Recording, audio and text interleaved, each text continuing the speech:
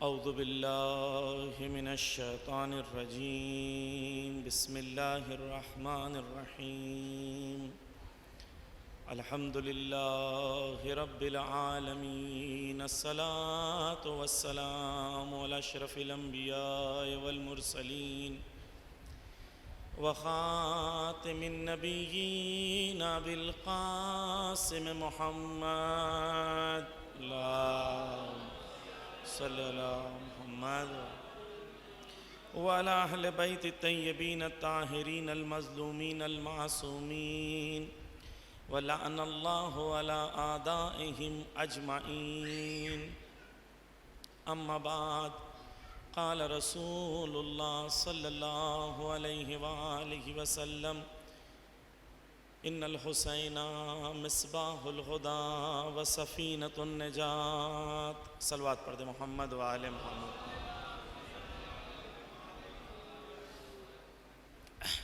عزیزان گرامی، کل ہماری گفتگو یہاں تک پہنچی تھی کیونکہ ہمارے پاس صرف 3 دن ہیں اپنی بات کو آپ تک پہنچانے کے لیے۔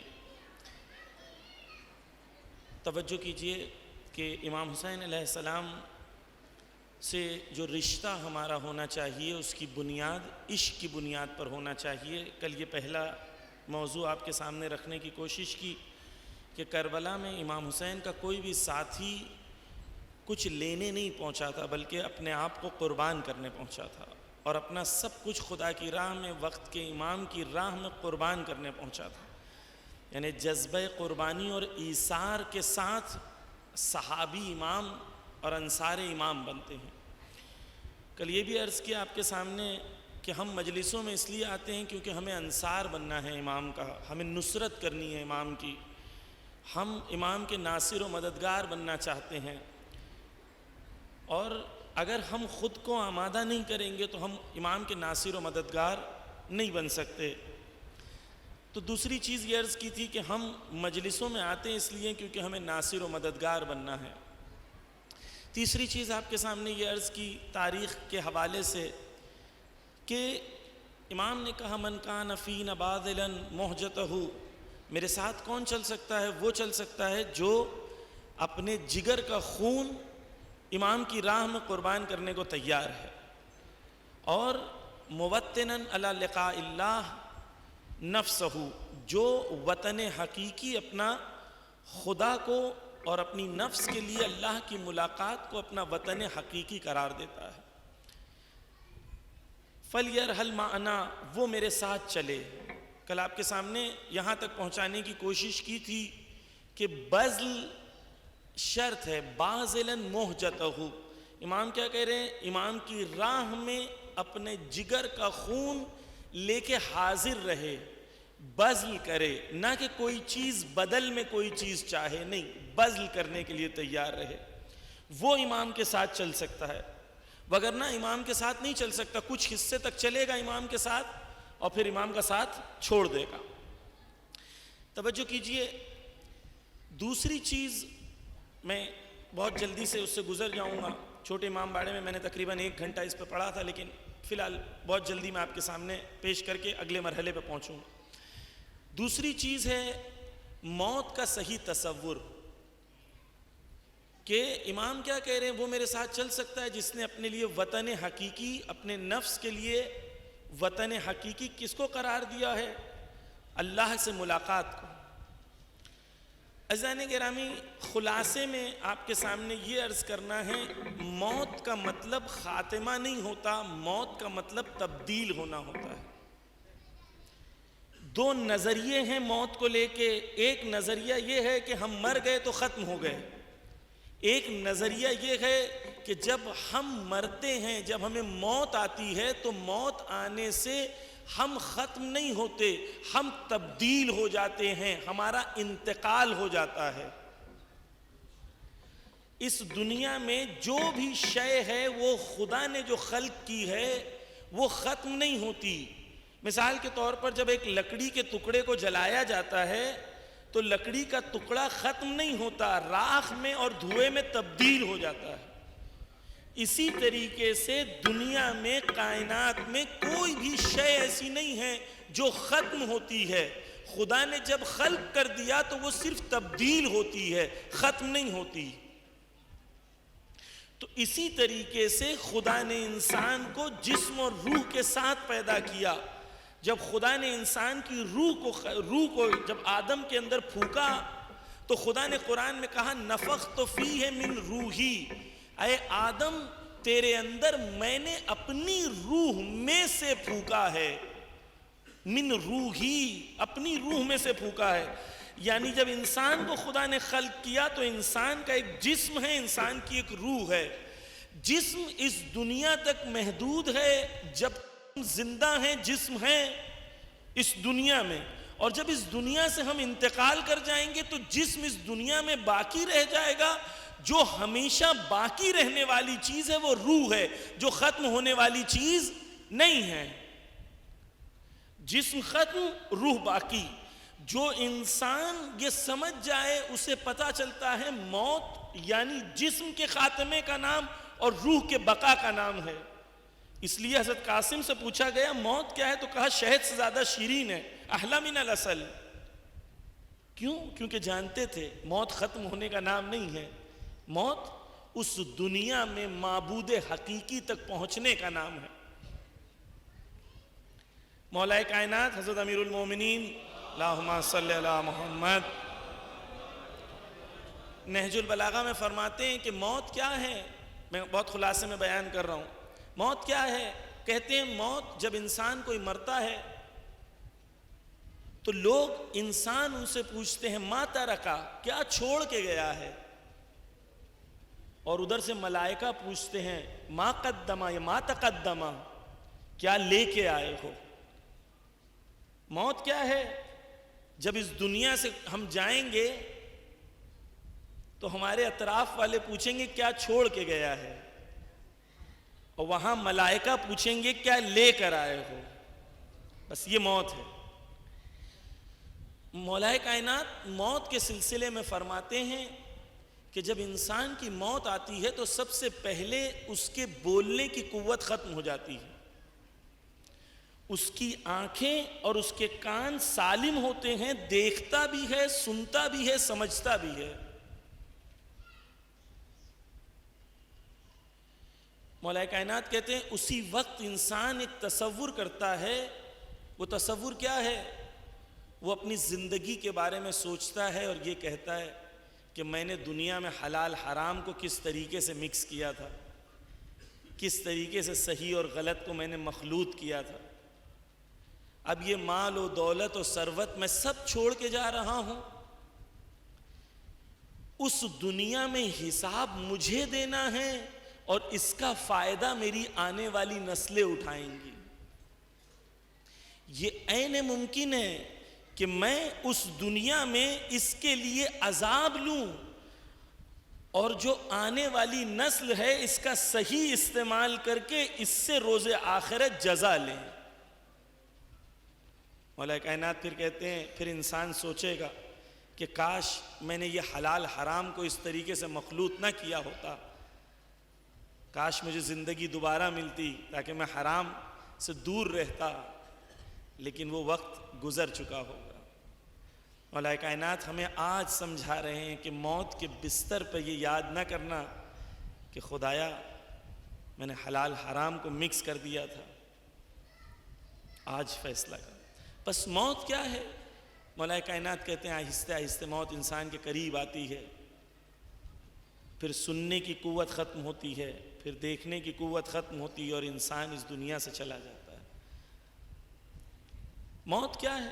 موت یہ ہے کہ انسان یہ احساس کرے کہ انسان ہمیشہ کے لیے بنایا گیا ہے، 50 60 70 سال کے لیے نہیں بنایا گیا۔ عرفا کہتے ہیں ماں کے ہستیم کے ہستیم کے ہستیم، ہم ہمیشہ کے لیے باقی رہیں گے، ہم مرنے والے نہیں ہیں۔ بس مومن مرتا نہیں ہے، مومن انتقال کرتا ہے، مومن تبدیل ہوتا ہے۔ جسم اس دنیا میں رہ جاتا ہے، روح وہاں پر پہنچتی ہے جہاں اس کا دل ہے۔ سنیے رسول فرماتے ہیں المرء مع من احب، کہتے ہیں رسول کہ ایک انسان کو روز قیامت اس کے ساتھ اٹھایا جائے گا جس کے ساتھ اس کا دل لگا ہوا ہو. ما من احبا، جس سے اس نے محبت کی ہو، جس سے اس کی دل بستگی ہو. پھر کہتے ہیں حدیث میں آگے جا کے، چاہے وہ ایک پتھر کا ٹکڑا ہی کیوں نہ ہو، عقیق ہو، جس کی وجہ سے اس کا دل لگا ہوا ہو اس کو اور اس کو چھوڑنے کو تیار نہ ہو. موت آئے گی، نفس کہے گی چھوڑ دے، تجھے خدا بلا رہا ہے، تیرا محبوب بلا رہا ہے. نفس کہے گی اس چیز کو نہیں چھوڑوں گا. جس کے زندگی کے اندر کشش اور وہ زنجیریں دنیاوی چیزوں سے زیادہ جکڑی ہوئی ہوں گی، خدا اوپر بلا رہا ہوگا، وہ نفس نیچے جانا چاہ رہی ہوگی، موت بہت سخت ہوگی. اور جس نے ان زنجیروں کو توڑ دیا ہو، جس نے ان زنجیروں کو توڑ، ہوش ہے سب میرے پاس لیکن میں کسی شے کا غلام نہیں ہوں، تو اس کی موت آسان ہے. روایتوں میں ہے مومن کی موت ایسی ہے جیسے کوئی انسان پھول کو سونگھ رہا ہو. یہ کب ہوگا؟ جب دنیا کی شے سے انسان کا دل اتنا وابستہ نہ ہو کہ اس کو چھوڑ کے جانے میں اس کو اذیت ہو رہی ہے. یہ موت ہے. جو انسان اپنی نفس کو اس طریقے سے آمادہ کرے اس کے لیے موت آسان ہے. وہ بھی کہے گا میرے لیے موت شہد سے زیادہ شیرین ہے. پس مومن کون ہے؟ مومن وہ ہے جو موت سے محبت کرتا ہے، ڈرتا نہیں، بلکہ ایسا نہیں کہ ڈرتا نہیں بلکہ موت سے محبت کرتا ہے. قرآن میں سورہ جمعہ میں ہم لوگ پڑھتے ہیں، ہم لوگ کیا کہتے ہیں یہودیوں کو کہ اگر وہ اگر حق پر ہیں تو وہ کیا کریں؟ وہ موت کی تمنا کریں. فَتَمَنَّوُا الْمَوْتَ، ہے نا، قرآن میں سورہ جمعہ میں ہم پڑھتے ہیں. یعنی کیا؟ اگر ہم بھی حق پر ہیں تو ہمیں موت سے ڈرنا نہیں چاہیے، کیونکہ موت کیا ہے؟ زیارت اہل بیت کی جگہ ہے. یا علی اللہم صلی علی محمد. جس کی تھی تمنا وہ گھڑی آ گئی. موت وہ ہے. توجہ کیجئے، امام خمینی رضوان اللہ تعالی انہوں نے خواب اپنی بیوی کو بتایا. عزیزان گرامی، دوسری قوموں کے پاس ایسے رہبر ہوتے تو وہ ان پہ اپنی جانوں کو فدا کر دیتے جو خدا نے ہمیں نعمتیں دی ہیں، جو علماء ہمیں دی ہیں خدا نے. توجہ کیجئے، امام خمینی اپنی بیوی کو ایک خواب سناتے ہیں اور خواب سنانے کے بعد کہتے ہیں کہ جب تک میں حیات ہوں یہ خواب کسی کو نہ سنانا. کہتے ہیں کہ مجھے بشارت ہوئی ہے کہ اب میں جب ہاسپٹل جاؤں گا تو میں پلٹ کے نہیں آؤں گا، کیونکہ کئی بار ان کے ہارٹ کی وجہ سے ہاسپٹل گئے تھے، پھر واپس آ گئے، پھر واپس گئے.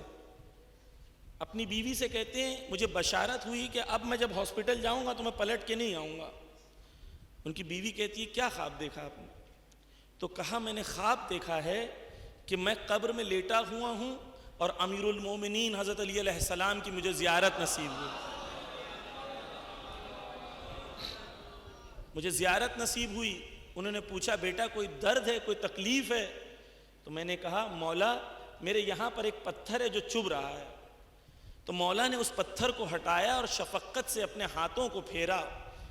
پھر میں نے کہا مولا سارے درد ختم ہو گئے.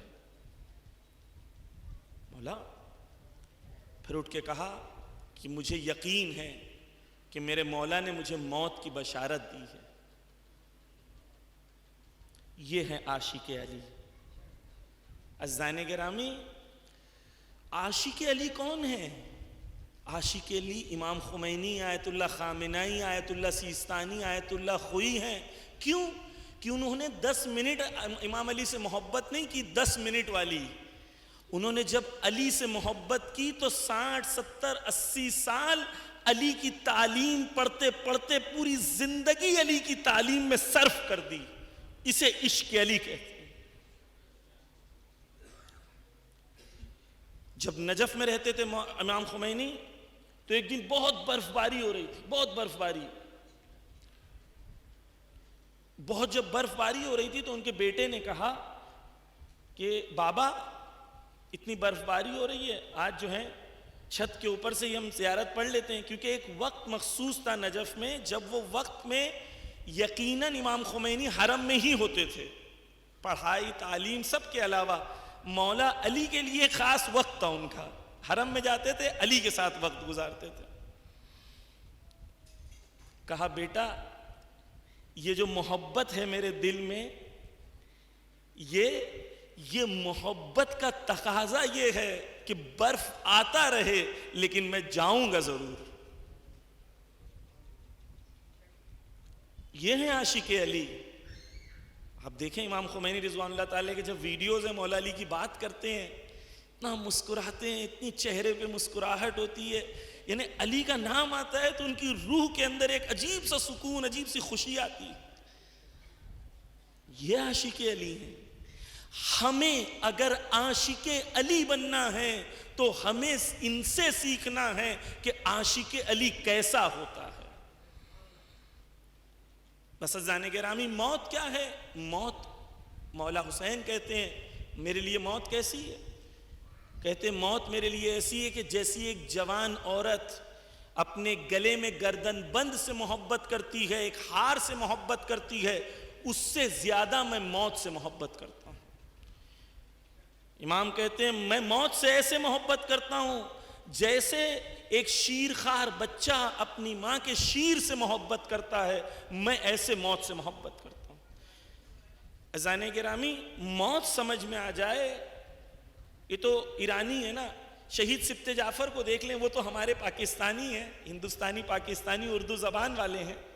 ان سے کہا لوگوں نے کہ آ جاؤ امریکہ، آ جاؤ یو کے، ویزا کرا دیتے ہیں۔ مرنے سے کچھ دن پہلے ویڈیو ریکارڈ کیا اور ویڈیو ریکارڈ کر کے کہا کہ میں شہید ہونے والا ہوں۔ اپنی شہادت کے بارے میں خود بتایا اور کہا دیکھو تمہاری ذمہ داری ہے شہداء کے خاندان کا خیال رکھنا۔ یہ لوگ وہ ہیں جو جانتے ہیں موت کیا ہے۔ ایک 18 سال کا لڑکا تھا، جنگ میں جب وہ گیا، تیسری بار جب وہ جنگ میں گیا، وہ 18 سال کا لڑکا گھر سے باہر نکلا، اپنی ماں سے کہتا ہے مادر اس بار جا رہا ہوں، آؤں گا نہیں۔ ماں کہتی کیسی بات کر رہے ہو تم؟ اس کا ایک رشتہ دار بھائی تھا، اس کا ہاتھ پکڑا، بولا مجھے چھوڑنے چلو بس اسٹیشن تک۔ کہا بیچ میں پہلے قبرستان پہ رکو۔ قبرستان پہ رکایا، بولا دیکھو یہ جگہ ہے جہاں پر میری قبر تمہیں بنانی ہے۔ کتنے سال کا ہے؟ 18 سال کا۔ اسے پتا ہے میری موت کب آنے والی ہے۔ عزیزان گرامی، موت جب سمجھ میں آ جائے انسان کو تو موت سے انسان ڈرتا نہیں ہے، محبت کرتا ہے۔ عشق علی، امام نے وعدہ کیا ہے، امام نے 8ویں امام سے حدیث ہے، صلوات پڑھ دے محمد و آل محمد۔ یا علی یا علی اللہم صلی علی محمد و آل محمد۔ بس عزیزان گرامی توجہ کیجئے، امام کہتے ہیں کہ میں تمہاری وہاں مدد کروں گا جہاں جہاں تمہاری سب سے سخت منزلیں ہوں گی۔ جو میری زیارت کے لیے آئے گا میں قبر میں اس کی زیارت کے لیے آؤں گا۔ اہل بیت سے محبت، جسم ختم ہو جائے گا، جسم کی ویلیو کیا ہے؟ مولا علی نہج البلاغہ میں کہتے ہیں جا کے قبرستان میں دیکھو وہ لوگ جو بڑے بڑے تونگر تھے آج کہاں پر ہیں، ان کے محل کہاں پر ہیں اور وہ لوگ کہاں پر ہیں۔ زندگی یہی ہے، یہی 50 60 70 سال ہے۔ کچھ لوگ زندگی ایسی گزار لیتے ہیں کہ وہ ہمیشہ اہل بیت کے قریب رہتے ہیں، اور کچھ لوگ زندگی میں ان کی نفس پر حیوانیت حاوی رہتی ہے تو خدا نہ کرے ہمیشہ وہ حیوانیت کے عالم میں رہیں۔ موت کے بعد ہم نے جو نفس کو بنانا ہے اس دنیا میں بنانا ہے، اس کے بعد ثواب پہنچ سکتا ہے، لیکن نفس کی کیفیت وہ ہوگی جو ہم نے بنائی ہے۔ حیوانیت اگر حاوی ہے حسد ہے، بغض ہے، جلن ہے، ظلم ہے، دوسروں کو دبوچنا ہے، دوسروں کے مال کو کھانا ہے، یہ سب چیزیں اگر اس دنیا میں ہیں، نفس پر حاوی ہیں، تو نفس انسانی کیفیت سے باہر نکل چکی ہے. اب ہم انسان باقی نہیں ہیں. عزیزان گرامی یہ توجہ کیجئے، علماء ہمیں کہتے ہیں کہ یہ ضروری نہیں ہے کہ ہم انسان پیدا ہوئے ہیں تو انسان باقی رہیں گے. قرآن کہتا ہے، قرآن، انسان یا تو کمال تک جاتا ہے یا زوال تک جاتا ہے، سٹیگننٹ نہیں رہتا. انسان ایک جگہ نہیں رہتا. اگر انسان کی نفس کے اوپر حیوانی کیفیت ہے تو خدا کہتا ہے تم حیوان ہو. پھر کبھی خدا کہتا ہے نہیں تم پتھر ہو، کبھی خدا کہتا ہے نہیں پتھر بھی کچھ فائدے کے ہوتے ہیں، تم پتھر سے بھی بدتر ہو. انسان کی نفس جب گرتی ہے اور جب انسان کی نفس بلند ہوتی ہے تو اتنا بلند ہوتی ہے کہ فرشتوں کو کہا جاتا ہے رک جاؤ، اس کے آگے تم نہیں جا سکتے، اس کے آگے صرف میرا محبوب جائے گا. انسان کی نفس اس بلندی پہ پہنچ جاتی ہے. عزیزان گرامی پس انسان افضل ہے یا فرشتہ؟ بتائیں کون افضل ہے؟ انسان افضل ہے یا فرشتہ؟ انسان. فرشتہ کیا ہے؟ فرشتے کو جو حال میں رکھا گیا ہے اختیار نہیں ہے، وہ اپنے ہی سے وہی حال میں رہتا ہے، تبدیل نہیں کر سکتا. انسان وہ شے ہے، خصوصاً ایک جوان، کہ جب وہ جوان آدھی رات کو سجدے کی حالت میں ہوتا ہے تو خدا فرشتے کو کہتا ہے دیکھو فرشتوں، یہ وہ جوان ہے جس پر میں فخر کرتا ہوں. یعنی انسان فرشتوں سے بہت افضل ہے انسان. اور وہی انسان، بس ایک چیز ہے انسان کے پاس جسے چوائس کہتے ہیں. اگر انسان نے چوز کیا تو شہدائے کربلا کے ساتھ ہو سکتا ہے، اور خدا نہ کرے چوز نہ کیا تو عمر سعد کے ساتھ بھی ہو سکتا ہے. خدا نہ کرے.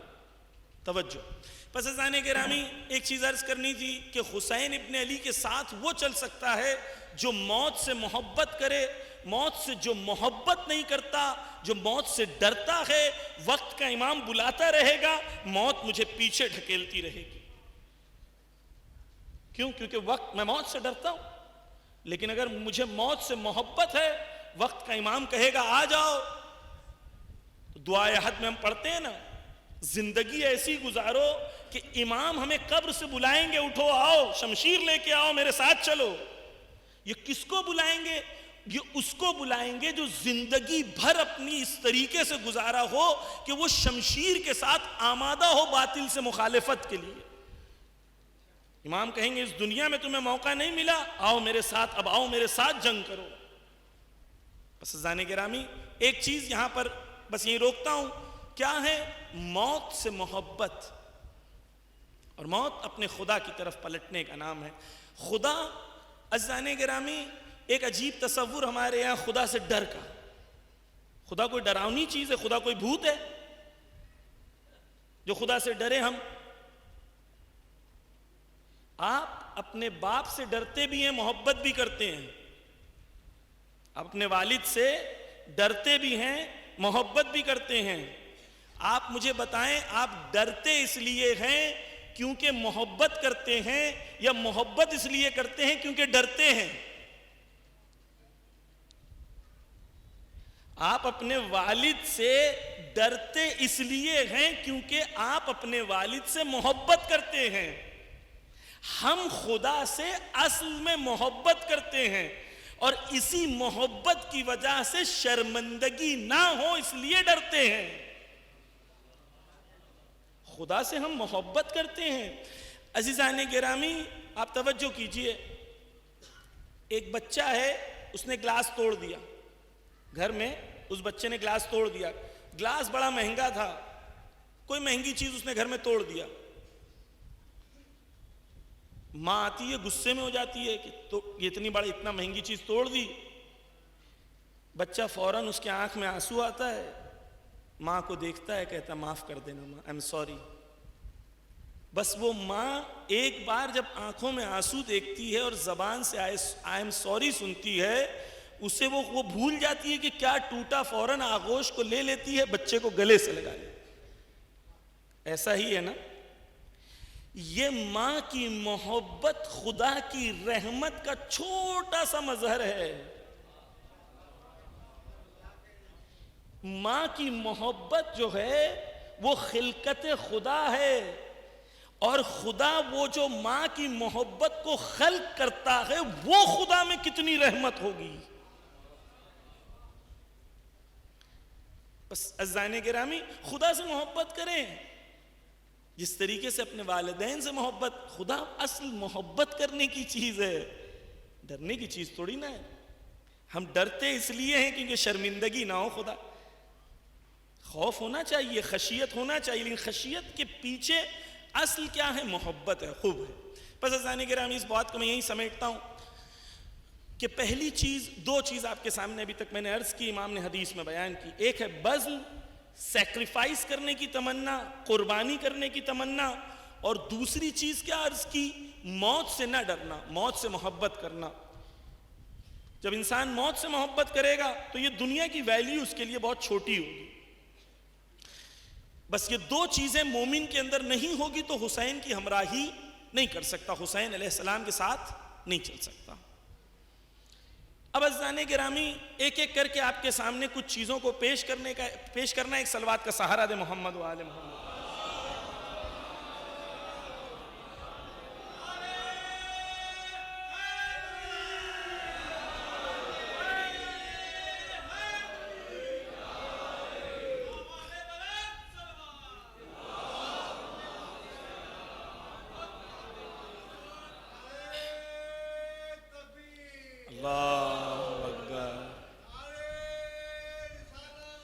یا رسول اللہ، یا علی، اللہم صلی علی محمد. عزیزان گرامی، میں آپ کے سامنے صرف کچھ فہرست وار چیزیں کہوں گا، جس میں سے ایک چیز پہ آج گفتگو کروں گا. ایک چیز جس کی وجہ سے لوگ امام کا ساتھ نہیں دے سکے وہ تھی حب مال اور حب مقام. ابھی چھوٹے امام باڑے میں ایک پوری مجلس میں نے اس پہ پڑھی ہے، یوٹیوب پہ اگر آپ چاہیں بعد میں دیکھ سکتے ہیں. میں وقت نہیں ہے کہ اس کے اندر جاؤں، اگر نہ بات وہیں پھیل جائے گی. صرف ایک حدیث جو رسول نے ابو ذر کو کہی تھی وہ کہہ دیتا ہوں کہ اس حدیث میں ابو ذر کو کہتے ہیں کہ حب مال اور حب مقام دو ایسے بھیڑیے ہیں جو دمبوں کے گلوں پہ حملہ کرتے ہیں رات کی تاریکی میں.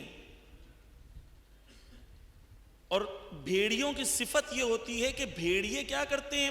پورے گلے کو پہلے مار دیتے ہیں پھر کھانا شروع کرتے ہیں. یعنی حب مال اور حب مقام نفس اور ایمان کے لیے ایسا ہے جیسے رات میں تاریکی میں خاموشی میں حملہ کرنے والے بھیڑیے، اور یہ جب نفس پر حملہ کرتے ہیں تو پورے ایمان کو نابود کرے بغیر باہر نہیں آتے. میں نے آپ کے سامنے مثال بھی دی تھی چھوٹے امام باڑے میں کہ وہ شخص جو پہلے شیعہ تھا پھر ہندو ہو گیا پھر کیا ہو گیا، جب وہ 18 سال کا تھا. نہیں توجہ کیجئے عزیزان گرامی، طنز کا میں مخالف ہوں. ہم سمجھنے کے لیے بات کو بیان کرتے ہیں، طنز ہمیں کسی کو نہیں کرنا ہے، سمجھنا ہے ہم کو بات کو، ہم کو درس لینا ہے، تاریخ سے لیسن لینا ہے. توجہ کیجئے عزیزان گرامی، وہ شخص جب 18 سال کا تھا، 16 سال کا تھا، 17 سال کا تھا، مجلسوں میں بیٹھتا تھا، روتا تھا، ماتم کرتا تھا، جلوس نکالتا تھا. اگر اس وقت اس کا کسی نے شانہ پکڑ کے کہا ہوتا کہ جب تم بوڑھے ہوں گے یا جب تم اس ایج پہ پہنچو گے تم یہ کرو گے، تم سے لڑ جاتا، مر جاتا. لیکن اس بات کو نہیں مانتا اس بات کو. لیکن کیا ہوا کہ آہستہ آہستہ انسان جو یہاں پر رو رہا تھا کل وہ وہاں پر کھڑا ہے. کیوں؟ کیونکہ نفس کے اندر جب وہ حملہ ہوتا ہے، پہلا حملہ جب ہوتا ہے تو انسان کہتا ہے تھوڑا ہے چلنے دیں. پھر تھوڑا حملہ ہوتا ہے، انسان کہتا ہے تھوڑا تو ہے چلنے دیں. یہ تھوڑا تھوڑا کرتے کرتے انسان کہاں سے کہاں پہنچ جاتا ہے. یہ عبرت ہے ہمارے لیے. جب تک ہم اپنی نفس کو کنٹینیوسلی چیک نہ کرتے رہیں, اپنے ایمان کو کنٹینیوسلی چیک نہ کرتے رہیں, شیطان خطوات الشیطان چھپے ہوئے قدموں سے آ کے پورے ایمان کو نابود کر دیتا ہے. کس چیز کی وجہ سے امام کہہ رہے ہیں, رسول کہہ رہے ہیں, حب مال اور حب مقام کی وجہ سے. رسول کے زمانے سے, موسیٰ کے زمانے سے, تمام انبیاء کے زمانے سے لے کے اب تک اور ظہور تک یہ قانون رہے گا کہ جو حب مال اور حب مقام کو اپنی زندگی میں اولویت دے گا دین سے زیادہ, وہ کبھی بھی امام کے کام نہیں آ سکتا. بس حب مال اور حب مقام ایک چیز ہے زان گرامی جو ہمیں سمجھنا ہے. میں نے عرض بھی کیا تھا کہ ہمیں مال سے محبت ہونی چاہیے, لیکن کس طریقے سے؟ حضرت خدیجہ کی طرح کہ مال ہمارے پاس فراوان ہو, لیکن یہ فراوان مال ہمارے لیے وسیلہ ہو اسلام اور وقت کی امام کی خدمت کرنے کا, تکبر لانے کا نہ ہو.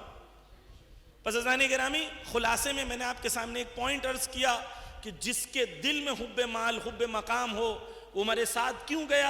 حب مال کی وجہ سے. شمر کیوں گیا؟ حب مال کی وجہ سے, حب مقام کی وجہ سے. یہ لوگ جانتے تھے کیا حق ہے کیا باطل ہے, کیا صحیح ہے کیا غلط ہے, پھر بھی گئے کیونکہ حب مال اتنا غالب تھا کہ کنٹرول نہیں کر پائے. اور جسے عادت نہیں ہوتی سٹارٹ سے کنٹرول کرنے کی, اگر وہ یہ ازیوم کرے کہ وہاں پہنچنے کے بعد میں کنٹرول کر لوں گا تو نہیں ہو سکتا, ابھی سے عادت ڈالنی ہوگی. بس ایک چیز حب مال اور حب مقام. دوسری چیز عزیزان گرامی یہ ہے کہ لوگوں کے اندر بصیرت کا نہ ہونا. میں اس پہ انشاءاللہ مفصل آپ کے سامنے ابھی بات پیش کرنے کی کوشش کروں گا. امام زمانہ ہماری مدد کریں, ان کے وسیلے کے لیے ایک بار صلوات ایک بار ان کے وسیلے کے لیے کہ وہ ہماری مدد کریں تاکہ یہ بات آپ کے قلبوں تک پہنچ سکے. ان کے وسیلے سے ایک بار صلوات پڑھ دیں, محمد و آل محمد صلی محمد و آل محمد. توجہ کیجیے عزیزان گرامی, کچھ چیزیں میں عرض کرنے جا رہا ہوں, حساس ہیں, غور سے سنیے گا. اور جس علی سے ہم بے پناہ محبت کرتے ہیں, جن کے لیے ہم اپنی جانوں کو, اپنی نسلوں کو, اپنے اولاد کو, اپنے مال کو, اپنے سب کچھ کو قربان کر سکتے ہیں, اس علی کے بارے میں تھوڑی سی معرفت بڑھائیں کہ وہ علی کو کس چیز سے درد تھا. کوئی شیعہ تو ایسا نہیں ہو سکتا کہ وہ جان لے کہ علی کو ایک چیز سے درد اور تکلیف ہے اور وہ وہی کام کرے جس سے علی کو درد و تکلیف ہو. یہ نہیں ہو سکتا. عزیزان گرامی توجہ کیجئے, سوال یہ ہے کہ امام بلاتے رہے لوگ نہیں آئے, صرف 72 آئے. یہ صرف امام کے زمانے میں نہیں ہوا, رسول اکرم کے بعد بھی مولا کائنات کا حق چھینا گیا, لیکن لوگ خاموش رہے, کوئی آیا نہیں. مولا نہج البلاغہ میں کہتے ہیں, خطبہ نمبر, آپ توجہ کیجئے, خطبہ نمبر 2 میں مولا کہتے ہیں کہ میری ولایت پر اور میری حکومت پر حملہ ہوا. حکومت اہل بیت کا حق تھا, چھینا گیا ہے, ظلم ہوا ہے ان پہ, اور آج تک اسلام پر مسلمانوں پہ جو مشکل ہے وہ ان کی وجہ سے ہے جنہوں نے اہل بیت کا حق چھینا ہے. اس میں ہمیں شک نہیں کرنا چاہیے. میں انشاءاللہ بھی آپ کے سامنے ایک ایک کر کے اگر خدا نے توفیق دی تو چیزیں پیش کروں گا. مولا کہتے ہیں خطبہ نمبر 2 میں کہ میری ولایت پر حملہ ہوا لیکن لوگ خاموش رہے, اپنے گھر میں بیٹھے رہے. مولا اس کے آگے کہتے ہیں خطبہ نمبر 24 میں, کہتے ہیں امر بالمعروف اور نہی عن المنکر کی ذمہ داری لوگوں نے چھوڑ دی. لوگ حق کا ساتھ نہیں دیتے تھے, لوگ باطل کی مخالفت نہیں کرتے تھے. 25 سال مولا علی علیہ السلام کا چھینا گیا حق، لوگ خاموش رہے، لوگ اپنی نمازیں پڑھتے رہے، لوگ اپنے روزے رکھتے رہے، لوگ اپنی حج کرتے رہے. کیوں؟ توجہ کیجئے گا، کیونکہ انہیں دین میں جنت چاہیے، حق اور باطل میں کوئی فیصلہ نہیں کرنا پڑے. توجہ کیجئے، علی علیہ السلام نماز پڑھا دیں یا ابوبکر نماز پڑھا دیں، انہیں نماز پڑھنی ہے، انہیں جنت جانا ہے، جنت کا شوق ہے، حق و باطل کا کوئی شوق نہیں ہے. پس اہل بصیرت جانتے ہیں کہ ہماری ذمہ داری حق کا ساتھ دینا ہے، باطل کی مخالفت کرنا. ایک ایک کر کے مرحلوں سے میں لے کے جاؤں. عزیزان گرامی، میں آپ سے سوال کرتا ہوں، اس زمانے میں حج کرنا آسان تھا یا سخت تھا؟ بتائیں.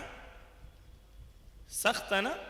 آج تو فلائٹ پکڑی، فلائٹ میں بھی اے سی، ایئرپورٹ میں بھی اے سی، وہاں پہنچے، باہر بس میں بیٹھے، فوراً تھوڑی دیر گرمی لگی، فوراً اے سی میں بیٹھ گئے. ہوٹل پہنچے، ہوٹل میں بھی اے سی، حرم پہنچے، حرم میں بھی اے سی، ہر جگہ جو ہے سہولت ہے. اب اس زمانے میں تصور کریں کہ انسان 3 مہینہ 4 مہینہ سفر کرتا تھا، اور سفر کرنے کے بعد سختیاں اٹھاتا تھا. راستے میں کوئی دکان نہیں ہے، کوئی واش روم کی فیسلٹی نہیں ہے، کچھ نہیں ہے نا. سوچے کتنا سخت تھا اس زمانے میں. راستہ معین نہیں ہے، کوئی ڈائیورجنس نہیں لکھے ہوئے ہیں کہ یہاں سے لیفٹ لینا ہے، یہاں سے رائٹ لینا ہے. سخت تھا یا آسان تھا؟ یہ لوگ جو سختیاں اٹھا کے حج کر رہے تھے، دیندار تھے یا بے دین تھے؟ اگر بے دین ہوتے تو حج نہیں کرتے. توجہ کیجئے، دینداری تھی لیکن فہم و بصیرت نہیں تھی. میں ایک ایک کر کے بیان کروں گا عزیزان گرامی. دینداری تھی، دینداری تب تک تھی جب تک میری نماز، روزہ، حج، عزاداری سب ہوتی رہے، لیکن مجھے حق اور باطل کے بیچ میں نہ پھنسایا جائے. مجھے حق اور باطل کے بیچ میں نہ پھنسایا جائے کہ کون صحیح ہے، کون غلط ہے، کون حق ہے، کون باطل ہے، مجھے یہ نہ بتایا جائے. یہ وہ دینداری ہے جو دینداری ہے، لیکن دینداری میں ذمہ داری نہیں ہے. مجلسیں 2 قسم کی ہیں.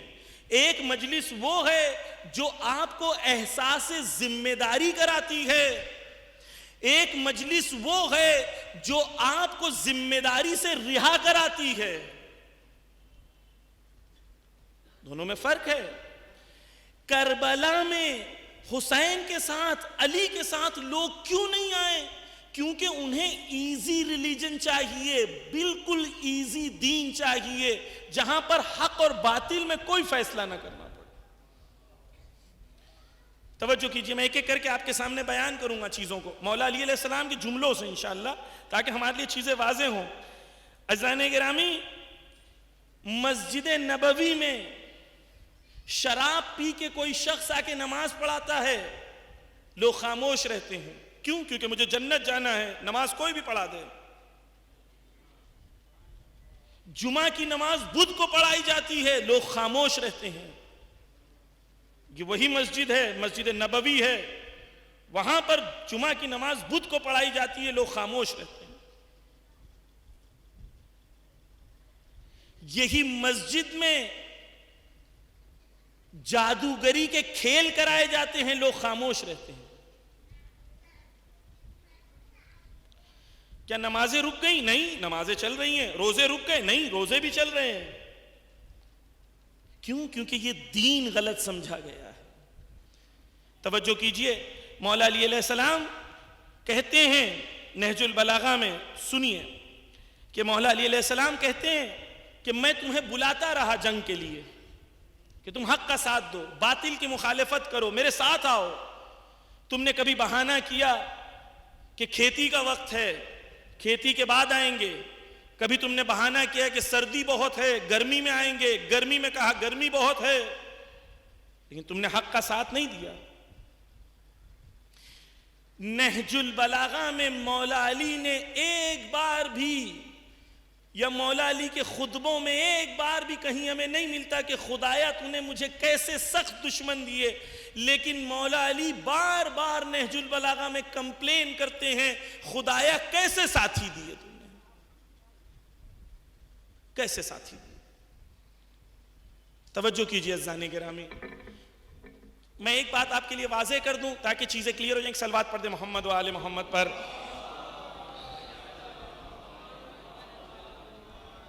مولا علی کے جو ساتھی, یا علی اللہم صلی علی محمد و آل محمد, مولا علی کے جو ساتھی تھے سب شیعہ نہیں تھے, یہ جو پھیلایا جاتا ہے نہیں.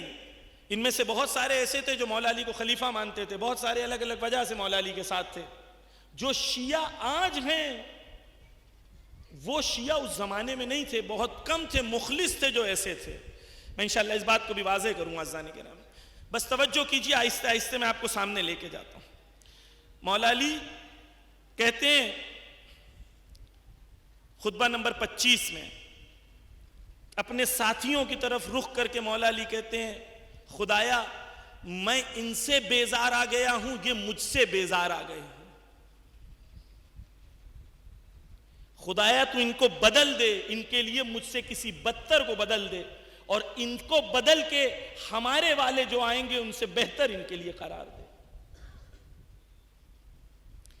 مولا علی آگے جا کے کہتے ہیں, توجہ کیجئے, مولا علی کہتے ہیں خدایا میرے 10 لے لے اور معاویہ کا 1 دے دے.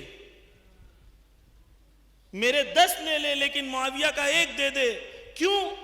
نہج البلاغہ میں مولا علی کہتے ہیں, سنیں, مولا علی کہتے ہیں نہج البلاغہ میں, اس لیے کیونکہ ان کے رہبر خدا کے مطیع نہیں ہیں لیکن یہ اپنے رہبروں کے مطیع ہیں. ان کے رہبر خدا کے اطاعت گزار نہیں ہیں لیکن یہ لوگ اپنے رہبروں کے مطیع ہیں, اور تمہارے رہبر خدا کے مطیع ہیں لیکن تم اپنے رہبروں کے مطیع نہیں ہو.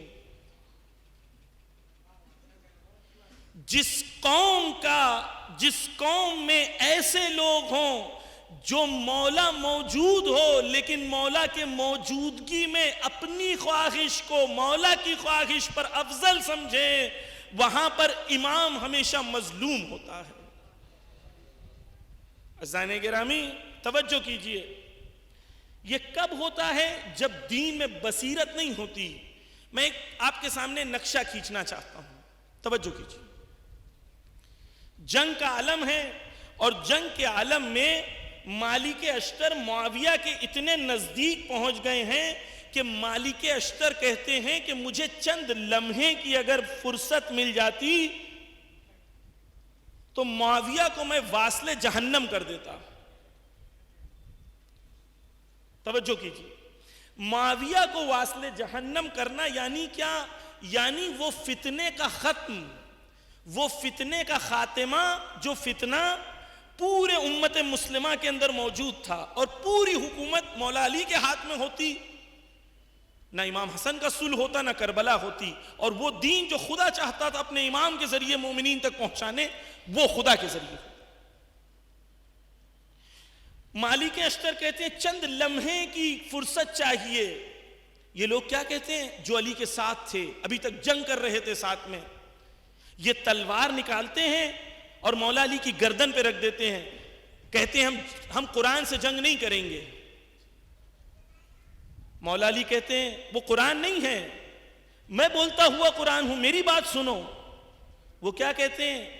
وہ کہتے ہیں اگر ہم قرآن سے جنگ کریں گے تو ہم کافر ہو جائیں گے, ابھی بلاؤ وگرنہ تمہاری گردن تمہارے جسم سے ہم الگ کر دیں گے. کون لوگ ہیں؟ یہ کون لوگ ہیں؟ کون لوگ ہیں عزیزان گرامی؟ مولا علی, مولا تمام امام کو مشکل ایسے لوگوں سے تھی. توجہ کیجئے, ہوا کیا یہاں؟ ہوا یہ کہ وہ لوگ جو علی کے اطراف میں تھے انہیں لگ رہا تھا کہ میں جو سمجھ رہا ہوں وہ صحیح ہے, اور میرا لیڈر جو ہے وہ کرنا چاہیے جو مجھے اچھا لگ رہا ہے. مجھے جو دینداری لگ رہی ہے علی کو وہ کرنا چاہیے. مجھے قبول نہیں ہے کہ جو علی کہے میں وہ کروں. علی کب تک اچھا لگتا ہے؟ جب تک علی میری بات مانے. ہمیں مرجع تقلید کب تک اچھے لگتے ہیں؟ جب تک وہ بولے جو میں چاہتا ہوں. اذان کریم توجہ سے سنیں انشاءاللہ. ہم کیا چاہتے ہیں؟ ان کے اندر مشکل کیا تھی کہ ہماری بنائی ہوئی ویلیوز کو شریعت میں فضیلت ملے. جو اہل بیت کہہ رہے ہیں ہم وہ نہ مانیں، اہل بیت وہ مانے جو ہم کہہ رہے ہیں. ہم نے رسومات بنائی، مرجع تقلید کو وہ ماننا پڑے گا جو ہم کہتے ہیں. امام حسین علیہ السلام نہج البلاغہ، امام حسین علیہ السلام خطبہ منہ میں کہتے ہیں، میرے جملے نہیں ہیں، امام کے جملے ہیں. پڑھیے گا، خصوصاً جوان جا کے گوگل پہ سرچ کریے سرمن آف منہ، خطبہ منہ. انگلش میں بھی اویلیبل ہے، اردو میں بھی ہے. اس کے اندر حسین کہتے ہیں میرے مولا کہ تمہارے سامنے باپ دادا، تمہارے سامنے خدا کا دین پامال ہوتا ہے. علماء کو خطاب کر کے کہتے ہیں تمہارے سامنے خدا کا دین پامال ہو جاتا ہے لیکن تم اف تک نہیں کہتے ہو. لیکن تمہارے سامنے اگر باپ دادا کی بنائی ہوئی رسموں کو کوئی چھیڑ دے تو تم اچھل جاتے ہو. کون کہہ رہا ہے؟ مولا حسین کہہ رہے ہیں. کس کو کہہ رہے ہیں؟ اس زمانے کے 500 علماء کو جمع کر کے. پسندان گرامی یہ توجہ کیجئے، میں نے کہا تھا یہاں پر بھی کہہ دیتا ہوں، ان لوگوں نے مولا کے خلاف جو شمشیر اٹھائی تھی بے دینی میں نہیں اٹھائی تھی، غلط فہم کے دینداری کی وجہ سے تلوار اٹھائی تھی. یہ تلوار مولا کے اوپر اس لیے نہیں اٹھائے تھے، جنگ اس لیے نہیں رکوا رہے تھے کیونکہ یہ بے دین ہو گئے تھے، بلکہ انہیں لگ رہا تھا کہ ہماری دینداری جو ہے وہ اچھی ہے اور علی کو بھی ویسا ہونا چاہیے جیسا میں چاہتا ہوں. توجہ کیجیے. ابن ملجم کون ہے؟ ابن ملجم خدا کی لعنت ہو اس پر. لیکن ابن ملجم کو پہچاننا بھی بہت ضروری ہے. اہل بصیرت وہ ہیں جو پہچانتے ہیں ابن ملجم کون ہے. ابن ملجم دیندار آدمی ہے، انقلابی آدمی ہے، ظلم سے لڑنے کی بات کرتا ہے. ابن ملجم مولا علی کی مخالفت اس لیے نہیں کر رہا ہے کیونکہ ابن ملجم بے دین ہے اور مولا علی دیندار ہے، نہیں. ابن ملجم کو یہ لگتا ہے کہ مولا علی کی دینداری صحیح نہیں ہے. میں کہہ رہا ہوں معاویہ سے جنگ کرنے کا وقت ہے، تم معاویہ سے صلح کیوں کر رہے ہو؟ تم جنگ میں پیچھے کیوں ہٹ رہے ہو؟ تم یہ کیوں نہیں کر رہے ہو؟ تم وہ کیوں نہیں کر رہے ہو؟ ابن ملجم وہ ہے جو امام سے دشمنی اس لیے کرتا ہے، کیونکہ اسے لگتا ہے کہ علی کو وہ کرنا چاہیے جو اسے لگ رہا ہے صحیح ہے. جس جوان کے ذہن میں یہ سوال آئے کہ مرجع تقلید نے یہ فتویٰ کیوں دیا ہے، ولی فقیہ نے یہ کیوں کہا ہے، یاد رکھیں یہ وہی راہ ہے جو ہمیں بہت دور تک پہنچا دے. یہ وہی چیز ہے، یہ وہی ویلیو ہے کہ آپ عالم ہو، آپ مرجع تقلید ہو، آپ نے 60 سال پڑھائی کی ہے، لیکن جو میں کرتے آیا ہوں میں اسے روکوں گا نہیں. اہل بصیرت یہ. مشکل کیا ہے؟ مشکل یہ ہے کہ دینداری ہو بصیرت نہ ہو تو انسان دینداری کے فعل میں دین پہ نقصان پہنچاتا ہے. ایسا نہیں ہے کہ انسان جو دیندار ہو مخلص ہو وہ دین پہ نقصان نہیں پہنچا سکتا. آپ تاریخ کا مطالعہ کریں، بہت سارے دیندار مخلص تھے، بصیرت نہیں تھی، اس کے لیے انہوں نے دین پہ زیادہ نقصان پہنچا. توجہ کیجئے، میں ایک ایک کر کے آپ کے سامنے بیان کروں گا. بس مولا علی کا درد کیا ہے؟ مولا علی کہتے ہیں میرے 10 لے لو. کیوں؟ کیونکہ میرے لوگ میرے مطیع نہیں ہیں. میں اپنے آپ سے سوال کروں گا، اے ضمیر کیا تو مولا علی کا مطیع ہے؟ کہیں ایسا نہ ہو کہ وقت کا امام بھی یہ کہہ رہا ہو. کیوں؟ کیونکہ ہم اطاعت گزار نہیں ہیں ان کے. مولا علی کا درد تھا کہ میرے جو مجھے چاہنے کا دعویٰ کرتے ہیں اطاعت نہیں کرتے ہیں. توجہ کیجئے، مولا علی نہج البلاغہ میں کہتے ہیں آگے جا کے خطبہ نمبر 27 میں، فَعَجَبَا فَعَجَبَا فَعَجَبَا، کتنی عجیب بات ہے، مجھے تعجب ہے، مجھے تعجب ہے، مجھے تعجب ہے، میرا دل خون روتا ہے، میرا دل پگھل جاتا ہے. کس چیز سے علی؟ اے علی تیرا دل کس چیز سے پگھلتا ہے؟ کس چیز سے تیرا درد، تیرے دل میں درد ہوتا ہے علی؟ علی کہتے ہیں نہج البلاغہ میں خطبہ نمبر 27 میں کہتے ہیں، جب میں یہ دیکھتا ہوں کہ باطل باطل پر ہونے کے باوجود متحد ہے، لیکن اہل حق حق پر ہونے کے باوجود گروہ میں پھنسے ہوئے ہیں. عزیزان گرامی، علی کا دل دکھتا ہے. میں اس گروپ کا ہوں، میں اس گروپ کا ہوں، میں اس گروپ کا ہوں، میں اس گروپ کا ہوں. کب ہم کہیں گے کہ میں علی کے گروپ کا ہوں؟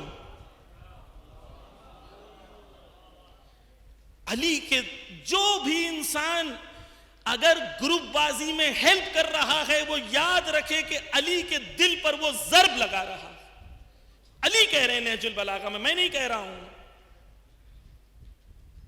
علی کہتے ہیں میرا دل دکھتا ہے کہ جب میں دیکھتا ہوں کہ باطل آج بطلان پر دیکھو کس طریقے سے متحد ہیں.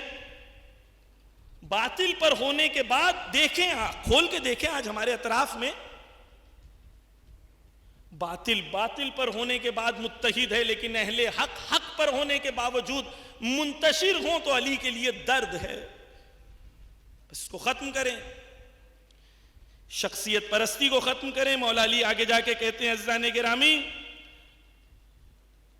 کاش ہم یہ درد علی کا سمجھ پائیں. عزیزان گرامی، دو علی ہیں، ایک جو ہمارے ذہنوں میں ہے اور ایک علی جو نہج البلاغہ میں ہے. نہج البلاغہ والے علی کو کبھی پڑھ کے دیکھیں تو آپ کو علی کا درد سمجھ میں آئے. علی کہتے ہیں آگے جا کے ساتھیوں کی طرف رخ کر کے کہتے ہیں خدا تم سے جنگ کرے، خدا تم سے جنگ کرے. تم نے میرے دل کو پیپ سے بھر دیا ہے اور تم نے مجھے ایک کے بعد ایک دکھ دیے ہیں. کس نے؟ معاویہ نے؟ نہیں، معاویہ کی کیا جرأت، نادان ساتھی. عزیزان گرامی بس توجہ کیجئے، علی علیہ السلام کہتے ہیں یہاں پر کہ تم نے یہ حال لے آئے ہو میری اطاعت نہ کرنے کی وجہ سے کہ اب لوگ مجھے تانا دینے لگے ہیں کہ علی کو جنگ نہیں کرنے آتی. اس کے آگے علی علیہ السلام کہتے ہیں عزیزان گرامی درد علی کو سمجھیں. کاش ہم سمجھ پائیں کہ علی کا درد کیا تھا اور درد کی وجہ کیا تھی. درد کی وجہ یہ تھی کہ وہ لوگ علی کی اطاعت نہیں کرتے. نہج البلاغہ میں دوسری جگہ علی کہتے ہیں، میرے مولا کہتے ہیں کہ تم کہتے تو خود کو یہ ہو کہ تم مجھے مولا کہتے ہو، لیکن تمہارے عمل ایسے ہیں کہ تم خود کے مولا ہو. مولا کا مطلب کیا ہوتا ہے؟ مولا کا مطلب عربی میں ہوتا ہے کہ اگر آپ کفیل، آپ کا جو ہے، اگر آپ کو کام کرنا ہے، آپ کارپینٹر ہو اور آپ کا ایک کفیل ہے، آپ سے کسی نے آ کے کہا کہ بھائی میرے گھر میں آ کے کبڈ بنا دو، تو آپ کہتے ہو پہلے میرے مولا سے اجازت لو پھر میں بناؤں گا. یعنی میں اپنی مرضی کا مالک نہیں ہوں، میری مرضی کا مالک میرا مولا ہے، اسے کہتے ہیں مولا. اور اگر میں اپنی مرضی چلاؤں تو میں خود کا مولا ہوں. علی کہتے ہیں میں نے تم میں 3 چیز دیکھی ہے. تمہارے کان ہیں لیکن کان ہونے کے باوجود تم بہرے ہو. تمہاری زبان ہے لیکن زبان ہونے کے باوجود گونگے ہو. تمہاری آنکھ ہے لیکن تمہاری آنکھ ہونے کے باوجود تم اندھے ہو، کیونکہ تمہیں حق نہ دکھتا ہے، نہ تم حق بولتے ہو، نہ تم حق سنتے ہو. پس عزیزان گرامی، علی کا درد کیا ہے؟ علی کا درد یہ ہے کہ محبت کے دعوے ہیں لیکن عمل کی منزل میں اطاعت کی منزل نہیں ہے. اس لیے علی کہتے ہیں نہج البلاغہ میں، کہ اگر لوگ ایسے ہوں جن کی خواہش دنیا بہت زیادہ ہو تو ان کا امام ہمیشہ مظلوم رہتا ہے. بس کیا ہے عزیزان گرامی؟ بصیرت کی گفتگو. ہم نے تاریخ میں یہ دیکھ لیا کہ یہ ممکن ہے کہ لوگ فہم غلط ہو، انڈرسٹینڈنگ غلط ہو تو دینداری کے اندر بھی وہ مشکل ایجاد کریں. ہمیں یہ دیکھنا ہے کہ ہم زمان غیبت میں ہمارے اندر وہ بصیرت ہے یا نہیں، اطاعت کی منزل ہے یا نہیں. میں ایک ایک کر کے بھی انشاءاللہ منزلوں کو طے کرنے کی کوشش کروں گا، وقت میرے پاس بہت کم ہے. ایک صلوات کا سہارا دے محمد و آل محمد پر.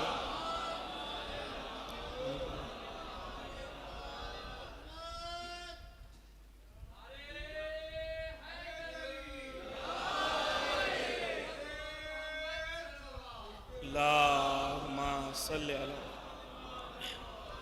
توجہ کیجئے عزیزان گرامی، امام ایک حدیث میں فرماتے ہیں العامل علی غیر بصیرت کالسائر علی غیر الطریق یزیدہ سرعہ السیر الا بعدا.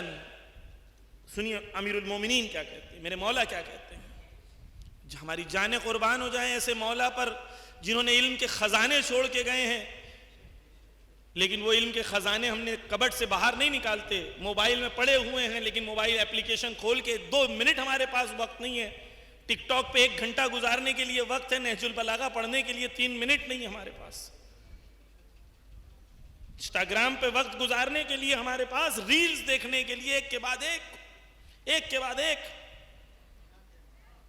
1 گھنٹہ ہمارے پاس ہے. لیکن علی کی بات عزیزان گرامی، علی اتنے مظلوم تھے کہ علی کی کوئی بات نہیں سنتا تھا تو علی لوگوں کا ہاتھ پکڑ کے قبرستان لے جاتے تھے، کنویں سے بات کرتے تھے علی، کیونکہ سننے والے نہیں تھے. آج میں اور آپ اپنے آپ سے سوال کریں، کیا ہم علی کی بات سن رہے ہیں؟ نہج البلاغہ کی اپلیکیشن ہمیں آواز دے رہی ہے، میں علی ہوں، میں تم سے بات کرنا چاہتا ہوں، کیا تم مجھ سے بات کرنے کو تیار ہو؟ بس عزیزان گرامی، امام کیا کہہ رہے ہیں حدیث میں؟ امام کہتے ہیں کہ کوئی انسان اگر عمل کرے اور اس کے اندر بصیرت نہ ہو، وہ ایسے ہی ہے جیسے کہ کوئی سائر، کوئی ٹریولر، کوئی مسافر سفر کرے لیکن اسے یہ نہیں پتا ہو اسے کہاں جانا ہے، تو وہ جتنا تیزی سے حرکت کرے گا اتنا ہی اپنی منزل سے دور ہوتا چلا جائے. جس کے پاس بصیرت نہ ہو اور وہ عمل کرے. مثال کے طور پر لکھنؤ سے میں نے گاڑی نکالی اور گاڑی نکال کے مجھے جانا تھا دہلی، لیکن میں چلے گیا ہلور کی طرف. تو کیا ہوگا؟ میں نے گاڑی چلائی اور پوری تیزی سے میں گاڑی بڑھا رہا ہوں.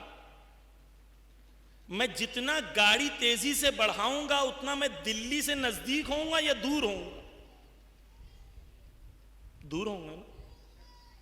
دین بھی ایسا ہی، عمل سے پہلے بصیرت نہ ہو تو یہی عمل عین ممکن ہے ہمیں وقت کے امام سے دور کر رہا ہو. امام کہہ رہے ہیں عمل سے پہلے بصیرت، پتہ ہوں کیا کرنا ہے کیا نہیں کرنا. عزیزان گرامی، بصیرت کہتے کسے ہیں؟ بصیرت کہتے اسے ہیں کہ 2 لفظ ہیں. میں خلاصے میں بات کو بیان کر رہا ہوں کہ وقت نہیں ہے پوری بات کو مفصل آپ کے سامنے پیش کرنے کے لیے. میں نے پڑھی ہے بصیرت پہ، پوری مجلسیں پڑھی ہیں. انشاءاللہ اگر جوان سننا چاہتے ہیں تو یوٹیوب پہ جا کے دیکھ سکتے ہیں. بصیرت کہاں سے آتی ہے؟ عبرت سے آتی ہے. عبرت کسے کہتے ہیں؟ عبرت کہتے ہیں کوئی چیز کو عبور کر جانا. مثال کے طور پر اسٹوڈنٹ ہے، ایک اسٹوڈنٹ میتھس کا ایگزام دے رہا ہے، میتھس کا پریپریشن کر رہا ہے میتھس کی. ایک کویسچن اس کے سامنے آیا، بہت ڈیفیکلٹ تھا. پہلی بار جب اس کے سامنے وہ کویسچن آیا تو اسے آدھا گھنٹہ لگا اس کویسچن کو سالو کرنے کے لیے. لیکن اب اسے سمجھ میں آ گیا کہ یہ کویسچن کیا ہے، اس کی مشکل کیا ہے اور اس کا راہ حل کیا ہے. تو اگلی بار جب یہ کویسچن اس کے سامنے آئے گا تو یہی کوشچن کو وہ 5 منٹ میں حل کر دے گا. کیوں؟ کیونکہ اس نے ایک مشکل دیکھی، مشکل دیکھنے کے بعد اس مشکل کو عبور کیا، اس کو کراس کیا، اس سے اس نے نتیجہ لیا، اس سے درس لیا. اب جب اس نے عبرت لیا، درس لیا، تو یہ مشکل جب اگلی بار اس کی زندگی میں آئے گی تو وہ اہل بصیرت ہونے کی وجہ سے یہ مشکل کو آسانی سے حل کر لے گا. اسے کہتے ہیں بصیرت کا ہونا، یعنی حالات، واقعات کو دیکھنے کے بعد انسان محسوس کرے کہ اس کے اندر عبرت کیا ہے، درس کیا ہے، تاکہ وہ عبرت وہ اپنی زندگی میں اپلائی کرے، تاکہ وہی مشکل میں بار بار نہیں پھنسے. اسے کہتے ہیں بصیرت کا ہونا. ہم نے ہماری قوم کی جو مشکلیں ہیں کیا ہم نے اسٹڈی کی؟ کیوں ہماری قوم میں غربت اتنی ہے؟ کیوں ہماری قوم میں جہالت اتنی ہے؟ اور اگر عبرت لی تو کیا درس لیا؟ کیا فیوچر پلاننگ ہے ہماری؟ کیا ہم اہل بصیرت قوم ہیں؟ ہم نے کون سی مشکل دیکھی اور سمجھ گئے علی والے ہونے کی وجہ سے کہ یہ مشکل تھی، ہم یہ سمجھ گئے ہیں، اب یہ مشکل کا راہ حل یہ ہے، اب ہم اس راہ حل پہ کام کریں گے تاکہ یہ مشکل کو ختم کریں. اسے اہل بصیرت کے. اہل بصیرت نہیں ہوتے ہیں تو حیوانوں کی طرح کبھی ادھر کبھی ادھر، کبھی ادھر کبھی ادھر، جھونڈوں کی طرف ہے، کیونکہ ہدف مشخص نہیں. مولا کیا کہتے ہیں؟ جب تک ہدف مشخص نہ ہو عین ممکن ہے کہ محنت بھی ہو، محنت کے بعد انسان اپنے ہدف سے دور ہوتا رہے. پس عزیزان گرامی، قرآن مجید میں خدا نے کہا کہ 2 فوجیں تھیں اور 2 فوجیں آپس میں ٹکرائیں. ان میں خدا نے لوگوں کے لیے عبرت رکھا، جن کے پاس آنکھیں ہیں ان کے لیے خدا نے عبرت رکھا. اس مولا کہتے ہیں کہ اندھی ہو جائیں وہ آنکھیں جو واقعات کو تو دیکھتی ہیں لیکن واقعات سے عبرت اور درس نہیں لیتی. مولا علی کہتے ہیں دنیا میں عبرتیں اور درس کتنے ہیں لیکن عبرت اور درس لینے والے لوگ کتنے کم ہیں. امام حسن علیہ السلام کہتے ہیں کہ دیکھو تمہاری آنکھیں کچھ نہیں دیکھتی سوائے اس کے کہ اس کے اندر کوئی تمہارے لیے درس پوشیدہ ہو. مولا کائنات کہتے ہیں کہ اگر تمہاری زندگی میں کوئی تمہارا نقصان ہوا ہے لیکن نقصان سے تم نے کوئی چیز سیکھی ہے، تمہارا نقصان نہیں فائدہ ہوا ہے.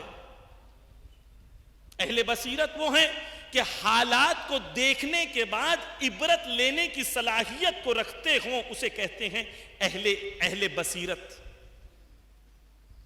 اب ہم تاریخ میں جا کے دیکھ رہے ہیں کہ مولا علی تھے، دشمن تھے. مولا علی علیہ السلام کے زمانے میں لوگ ساتھ نہیں دیتے تھے. کیوں نہیں دیتے تھے؟ درس لیں، عبرت لیں. عزیزان گرامی توجہ کیجئے، بصیرت کہتے کسے؟ ابھی موضوع بصیرت دینی الگ ہے، بصیرت دنیا، بصیرت کے بہت سارے ابواب ہیں، اس پہ نہیں جانا ہے. لیکن اب ایک چیز بتا کہ جب تک 4 سوالوں کے جواب آپ کے لیے حل نہ ہو ہم اہل بصیرت نہیں ہیں. توجہ کیجیے، جب تک ہمیں یہ پتہ نہ ہو کہ جس زمانے میں ہم زندہ ہیں ہمارا لیڈر کون ہے. مثال آپ کو دوں تاکہ بات آپ کے لیے واضح ہو جائے. مثال کے طور پر ہم سپاہی ہیں زمانے غیبت میں. کوئی بھی جوان اپنے آپ کو سپاہی سے کم نہ سمجھے. امام ہمیں سپاہی دیکھنا چاہتے ہیں اور ہم سپاہی ہیں، بنیں گے انشاءاللہ، ہم بنیں گے، یہ ارادہ لے کے چلیں. امام ہمیں سپاہی دیکھنا چاہتے ہیں. میں میدان کے بیچ میں کھڑا ہوں، میرے ہاتھ میں ایک ہتھیار ہے، اس طرف سے بھی گولیاں آ رہی ہیں، اس طرف سے بھی گولیاں آ رہی ہیں. میں بیچ میں کھڑا ہوں، میں کیا کروں؟ میں کیا کروں؟ کیا کروں؟ اگر اہل بصیرت نہیں ہوں، مجھے پتہ نہیں کہ میرا خیمہ کون سا ہے، دشمن کا خیمہ کون سا ہے، تو میں وہی گن کو لے کے بجائے اس کے، میں یہاں گن مثال کے طور پر پیش کر رہا ہوں، نہیں تو بولیں گے مولانا جو ہے وہ گن چلانے سکھا رہے ہیں لوگوں کو. فکری بات ہو رہی ہے یہاں پر. توجہ کیجئے کہ جب مجھے پتا نہیں کہ دشمن کس طرف ہے، دوست کس طرف ہے، تو میں وہاں حملہ کرنے لگوں گا جہاں دوست ہیں، اور اس کی طرف سے حملہ کرنے لگوں گا جو دشمن ہے۔ کیوں؟ کیونکہ دشمن بہت چالاک ہے۔ میں انشاءاللہ کل بیان کروں گا جنگ نرم کہ معاویہ نے کس طریقے سے لوگوں کے ذہنوں کے اوپر کام کیا تھا، اور لوگ کیسے لوگوں کے ذہن تبدیل ہو گئے تھے، اور اس زمانے کا میڈیا معاویہ نے کس طریقے سے استعمال کیا تھا۔ میں کل عرض کروں گا۔ توجہ چاہتا ہوں، جب تک مجھے یہ نہ پتا ہو کہ میرا خیمہ کون سا ہے، دشمن کا خیمہ کون سا ہے، میں اہل بصیرت نہیں ہوں۔ مجھے یہ پتا ہونا چاہیے کہ میں زمانے غیبت میں ہوں، اور میرا رہبر، میرا امام زندہ ہیں، اور وہ میرے رہبر ہیں، وہ میرے لیڈر ہیں، میں ان کا سپاہی ہوں۔ حضرت عباس کی جب ہم زیارت پڑھتے ہیں تو کیا پڑھتے ہیں؟ ماکم لا ما عدوکم، مولا ہم آپ کے ساتھ ہیں، آپ کے دشمنوں کے ساتھ نہیں ہیں۔ نصرتی لکم معدہ، میری نصرت آپ کے لیے تیار ہے، حکم تو کرے اپنی جان دے دوں گا۔ یہ زیارت عباس میں ہم پڑھتے ہیں۔ یہ سپاہی، میں سپاہی ہوں، میرا لیڈر یہ ہے۔ مجھے یہ بھی پتا ہونا چاہیے کہ میرے لیڈر کا سب سے بڑا دشمن کون ہے، کیونکہ جب تک مجھے پتا نہیں کہ میرا لیڈر کون ہے، خیمہ حق کون سا ہے، خیمہ باطل کون سا ہے، جب تک میرے لیے یہ دو چیزیں کلیئر نہیں ہوں گی تو عین ممکن ہے میں محبت کے جھانسے میں آ کے اپنے رہبر پر گولیاں چلاؤں اور اس کو خوش کروں جو وائٹ ہاؤس میں بیٹھا ہے۔ عین ممکن ہے۔ کیوں؟ کیونکہ بصیرت نہیں ہے۔ توجہ کیجئے، بس دو خیمے ہیں، ایک خیمہ حق، خیمہ باطل، خیمہ حسین ابن علی، خیمہ یزید، آج بھی باقی ہے۔ آج کے زمانے میں غیبت میں جب تک میرے لیے واضح نہ ہو کہ میرا رہبر آیت اللہ خامنائی، آیت اللہ سیستانی اور سید حسن نصر اللہ ہے، میں اہل بصیرت ہو نہیں سکتا۔ کیوں؟ کیونکہ یہ وہ لوگ ہیں جن کے ذریعے سے آج اہل بیت کا دین لاکھوں کروڑوں تک پہنچ رہا ہے۔ اب کچھ چیزیں میں آپ کے سامنے جلدی عرض کر دوں، وقت میرے پاس کم ہے، معذرت چاہتا ہوں، مجلس تھوڑی لمبی پڑھ رہا ہوں، خصوصاً ان لوگوں سے جو لوگ بغیر ٹیکا لیے بیٹھے ہوئے ہیں، ایج بھی زیادہ ہے، میں بہت معذرت خواہ ہوں آپ لوگوں سے۔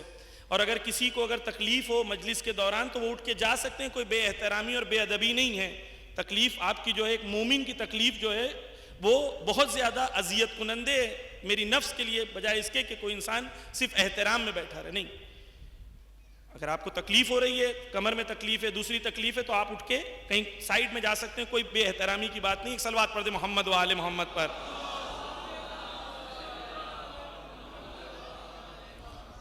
عزیزان گرامی، ہم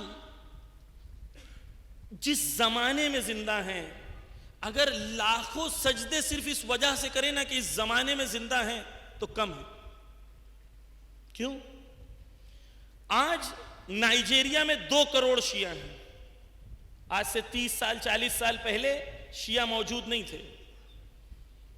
آج یمن میں جلوس نکلتا ہے، 1 کروڑ لوگ راستے پہ ہوتے ہیں، نعرہ لگا رہے ہوتے ہیں لبیک یا حسین، لبیک یا فاطمہ۔ آپ نے آج سے 20 سال پہلے تصور کیا تھا یمن میں یہ نعرے لگیں گے؟ آپ نے تصور کیا تھا نائجیریا میں ایسا ہوگا؟ آپ نے تصور کیا تھا جاپان میں، برازیل میں، دنیا کے کونے کونے میں لوگ شیعہ ہوتے جائیں گے؟ میں بنگلہ دیش گیا تھا، ڈھاکہ میں نے دیکھا کہ گاؤں گاؤں جو ہیں شیعہ ہوتے جا رہے ہیں، پورے پورے گاؤں۔ کیوں؟ کیونکہ تبلیغ، توجہ کیجئے گا، جتنی کتابیں پچھلے 30 سالوں میں اہل بیت کی، قرآن کی، دعاؤں کی ترجمہ ہوئی ہیں، پچھلے 30-35 سالوں میں وہ 1000 سال میں نہیں ہوئی ہے۔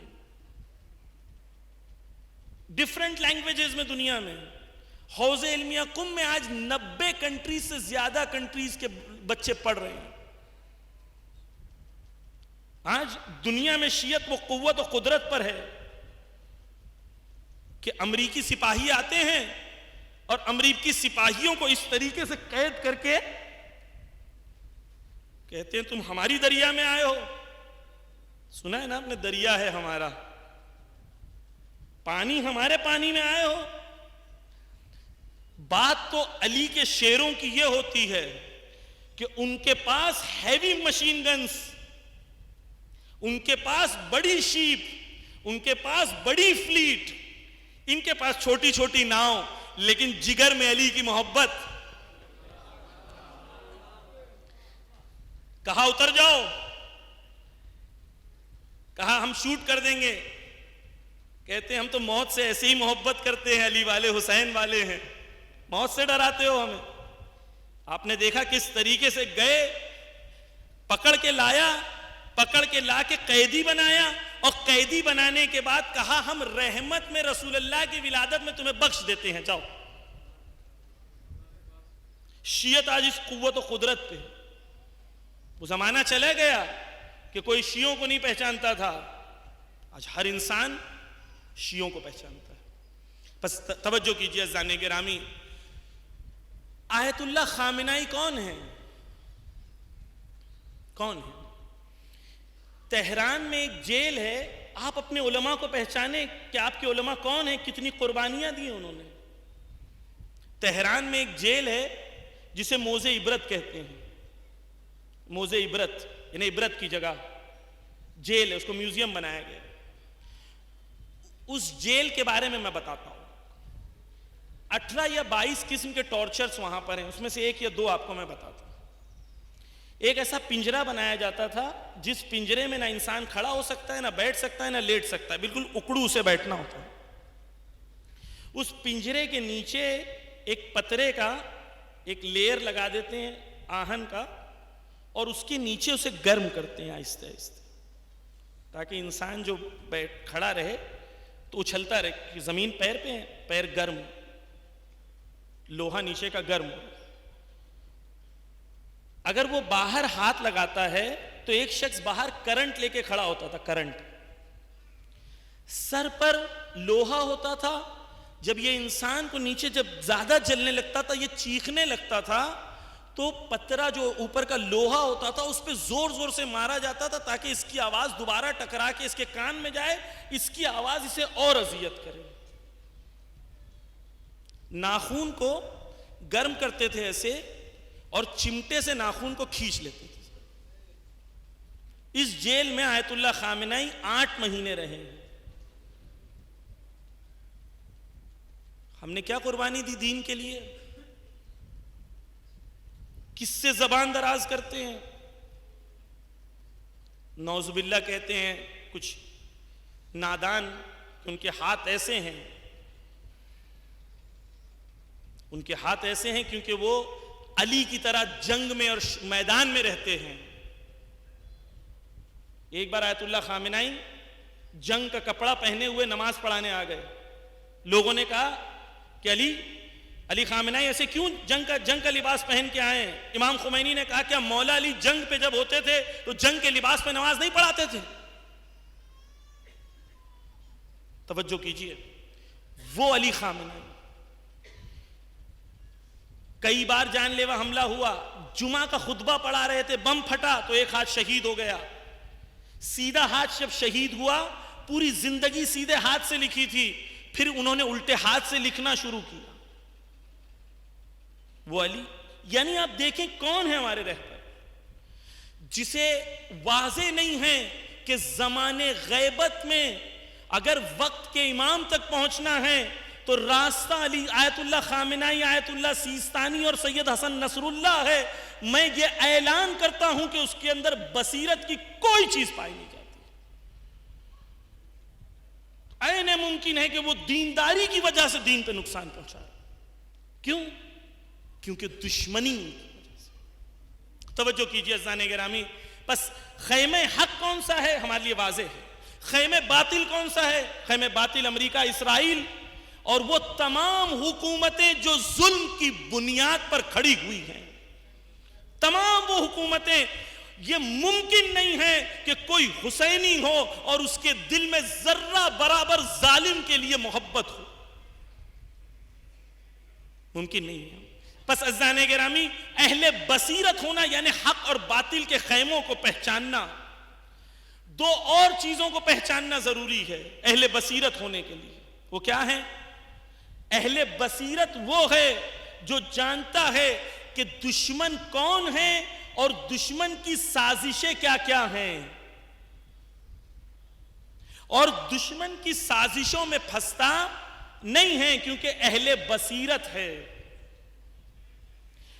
اور چوتھی چیز اسے یہ پتا ہونا چاہیے، توجہ کیجئے عزیزان گرامی، چوتھی چیز اسے یہ پتا ہونا چاہیے کہ ان کے رہبران، ان کے جو علماء ہیں، جو مرجعیت ہے، جو ولایت فقیہ ہے، وہ انہیں اس وقت غیبت میں امام کی راہ کو ہموار کرنے کے لیے کیا نصیحتیں اور گائیڈ لائنز دے رہی ہیں۔ ہمیں اپنی خواہش کے مطابق نہیں چلنا، ان کے راہ اور ان کی گائیڈ لائنز کے مطابق چلنا ہے، تو ہم اہل بصیرت ہوں گے، تب ہم وقت کے امام کے خیمے میں پہنچ جائیں گے، تب ہم فلیرحل معنا کی منزل پر آ جائیں گے۔ پس عزیزان گرامی توجہ کیجئے، خیمے حق اور خیمے باطل دونوں ہمارے لیے واضح ہونا چاہیے۔ جسے خیمے حق خیمے باطل واضح نہیں ہے، کون سے امام کا انتظار کر رہا ہے؟ اور اس کے لیے ضرورت کس بات کی ہے؟ ضرورت کس بات کی ہے؟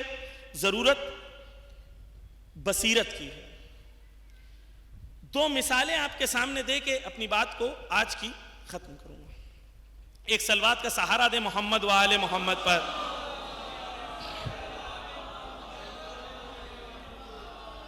سنیں، اماموں کے ساتھ کچھ لوگ تھے جنہیں پتا تھا کہ میرا امام کون ہے، اور وہ بار بار کنفیوز نہیں ہوتے تھے۔ شیطان کا کام آسان ہے کیونکہ ہمارا کام سخت ہے۔ کیوں؟ آپ کو ایک مثال دوں میں کہ اگر آپ کو ایک بلڈنگ بنانی ہو، یا ایک بلڈنگ توڑنی ہو، آپ کو ایک بلڈنگ توڑنی ہے جو 100 مالے کی ہے، آپ کے پاس ٹیکنالوجی ہے، آج یہ 100 مالے کی بلڈنگ توڑنے کو کتنا وقت لگتا ہے؟ آج ٹیکنالوجی سے کتنا وقت لگتا ہے بتائیں؟ ہاں، 2-3 منٹ میں بم لگاتے ہیں، پوری بلڈنگ جو ہے ڈسٹروائے ہو جاتی ہے نا؟ لیکن اگر آپ کو کوئی کہے کہ بھائی مجھے 20 مالے کی ایک بلڈنگ بنانی ہے، مثال کے طور پر وہ آدمی کہے گا کہ مولانا 100 مثلا 500 کروڑ لگیں، 100 کروڑ لگیں گے، 100 کروڑ لگیں گے۔ میں نے کہا دیکھو مجھے بہت جلدی ہے بنانے کی، میں آپ کو 500 کروڑ دیتا ہوں، آپ مجھے یہ بلڈنگ 3 دن میں بنا کے دیں۔ وہ بنا سکتا ہے؟ نہیں بنا سکتا۔ کیوں؟ کیونکہ وہ کہے گا مولانا بلڈنگ بنانے کے لیے جو ایک نیڈ ہے وہ ٹائم بھی ہے، ایمان بھی ایسا ہے۔ ایمان بنانے میں بہت وقت لگتا ہے، ڈسٹروائے کرنے میں ایک خالی کنفیوژن کا پوائنٹ ذہن میں ڈال دے تو انسان کا ایمان ڈسٹروائے ہو جاتا ہے۔ ایمان بنانے میں وقت لگتا ہے۔ ایک شخص آتا ہے، ارے وہ آیت اللہ خامنہ ہی تو مجتہد ہی نہیں ہے، تم مجتہد ہو؟ روز درس خارج دیتے ہیں اور اکیلے ہیں جن کا روز درس خارج آن لائن آتا ہے۔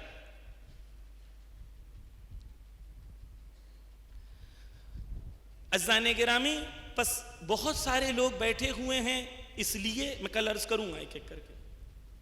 شیطان کا کام کنفیوز کر دینا، بس آپ کو کنفیوژن کے 3-4 پوائنٹ ذہن میں ڈال دیں، آپ کنفیوز ہو جائیں گے، یار صحیح ہے غلط ہے۔ اب میں آپ سے ایک سوال کرتا ہوں، آپ انصاف سے بتائیے گا کہ رسول اللہ کے زمانے میں جب لوگ مسلمان ہوئے تو صلوات پڑھ دے محمد و آل محمد پر، جب لوگ مسلمان ہوئے تھے، بہت جلدی بیان کر رہا ہوں، جب لوگ مسلمان ہوئے تھے تو اکثر لوگ 8ویں 9ویں ہجری کے بعد مسلمان ہوئے تھے، صلح کے بعد مسلمان ہوئے تھے، اور ایسے مسلمان ہوئے تھے قبیلوں کے سردار مسلمان ہو جاتے تو پورا پورا قبیلہ مسلمان ہو جاتا تھا. انہیں کچھ پتہ نہیں تھا توحید نبوت. قبیلے کا سردار مسلمان ہوا ہے تو پورے پورے لوگ. لاسٹ کے 2 سال رسول اللہ کے کوانٹٹی 1000 سے آخر میں 10,000 تک پہنچ گئی تھی صرف لاسٹ 2 سال میں. تو کوانٹٹی بڑی تھی، کوالٹی بڑی نہیں تھی. جو لوگ یمن میں رہتے تھے، بصرہ میں رہتے تھے، یا دوسری جگہ پر جو لوگ رہتے تھے، انہیں اگر پتہ چلے کہ رسول اللہ کا داماد خلیفہ نہیں بنا اور رسول اللہ کا سسر خلیفہ بن گئے، تو وہ کیسے فیصلہ کرتے؟ کیا ریسورسز تھے ان کے پاس؟ اچھا خلیفہ کون بنا، کیسے بنا، کیا ہوا، ان کے پاس انفارمیشن کیسے پہنچی؟ ان لوگوں نے واٹس ایپ چیک کیا، ویب سائٹ چیک کی، ہے نا. جو انفارمیشن دی گئی اس انفارمیشن کے مطابق انہوں نے فیصلہ کیا. اس لیے ہمیشہ ظالم انفارمیشن کو کنٹرول کرنا چاہتا ہے، کیونکہ آپ انفارمیشن کے مطابق فیصلہ کریں. توجہ کیجئے. تو اس زمانے میں بھی لوگوں کے لیے سخت تھا.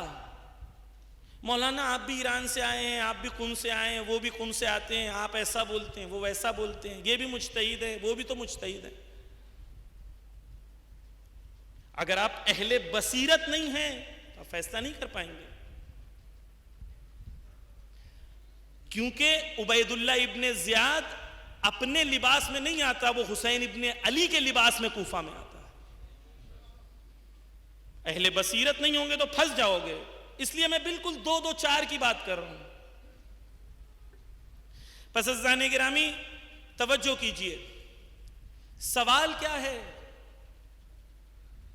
سوال یہ ہے کہ فیصلہ کیسے کریں، کیونکہ ہر زمانے میں سختیاں ہوں گی، کنفیوژنز ہوں گے. میں آپ کے سامنے اب تاریخ میں لے کے آتا ہوں. تاریخ میں 2 کیریکٹرز ہمیں ملتے ہیں، ایک حضرت ہانی اور ایک سلیمان بن سرد خزائی. یہ دونوں کیریکٹرز ہمیں تاریخ میں ملتے ہیں. توجہ کیجئے. ہانی کون ہے؟ ہانی وہ ہیں کہ جب جنگ جمل ہوئی تو جنگ جمل میں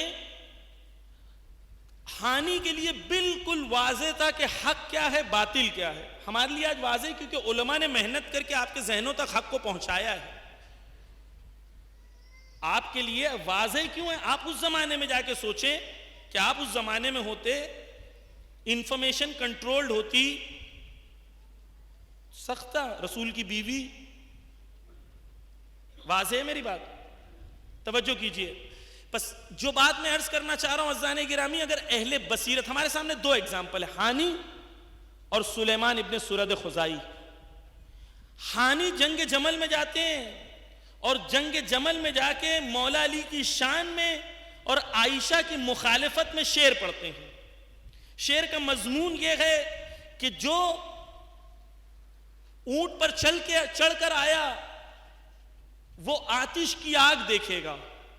اس قسم کا مفہوم، یعنی ہانی ابن عروہ کے لیے بالکل واضح ہے کہ علی حق پر ہیں اور عائشہ حق پر نہیں ہیں، عائشہ باطل پر ہیں. بصیرت ہے اس لیے کنفیوز نہیں ہوئے، فیصلہ کر سکے. سلیمان شیعہ ہیں،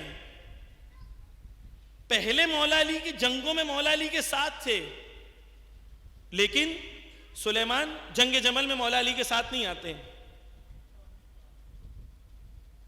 اور وہ کہتے ہیں میں کنفیوزڈ ہوں، مجھے پتہ نہیں آپ حق پہ ہیں کہ وہ حق پہ ہیں. یعنی سلیمان جیسا ساتھی بھی اگر اہل بصیرت نہ ہو تو صحیح فیصلہ نہیں کر پاتا. یہی سلیمان. عزیزان گرامی، امام تنہا کیوں رہ جاتا ہے؟ کیونکہ ایسے لوگ ہوتے ہیں جو امام کے ساتھ ہوتے ہیں لیکن امام کی اطاعت پر نہیں ہوتے ہیں. انہیں جو سمجھ میں آ رہا ہوتا ہے اس کے حساب سے امام کو فالو کرتے ہیں. امام مانتے ہیں لیکن شرطوں کے ساتھ، مرجع تقلید مانتے ہیں لیکن شرطوں کے ساتھ، ولایت فقیہ مانتے ہیں لیکن شرطوں کے ساتھ. سلیمان نہیں آتے امام کے ساتھ، بعد میں امام حسن علیہ السلام جا کے ان سے گفتگو کرتے ہیں، ان کو سمجھاتے ہیں، اگلی جنگ میں ساتھ میں آتے ہیں۔ لیکن دو کیریکٹرز ہمارے سامنے آئے، ایک ہانی، ایک سلیمان۔ توجہ چاہتا ہوں عزیزان گرامی، بصیرت ہونا اور بصیرت نہ ہونے میں فرق کتنا ہوتا ہے، اور بصیرت نہ ہو تو ہماری بصیرت نہ ہونے کی وجہ سے کیسے امام شہید ہوتا ہے، یہ بات آپ کے سامنے پیش کرنا ہے۔ ایک صلوات کا سہارا دے محمد و آل محمد پر۔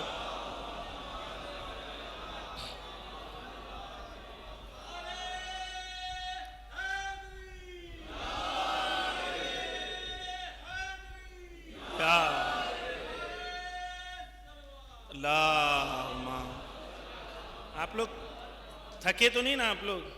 چلیں آپ لوگ کو ایک چیز سناتا ہوں آپ لوگ کو تفریح کے لیے۔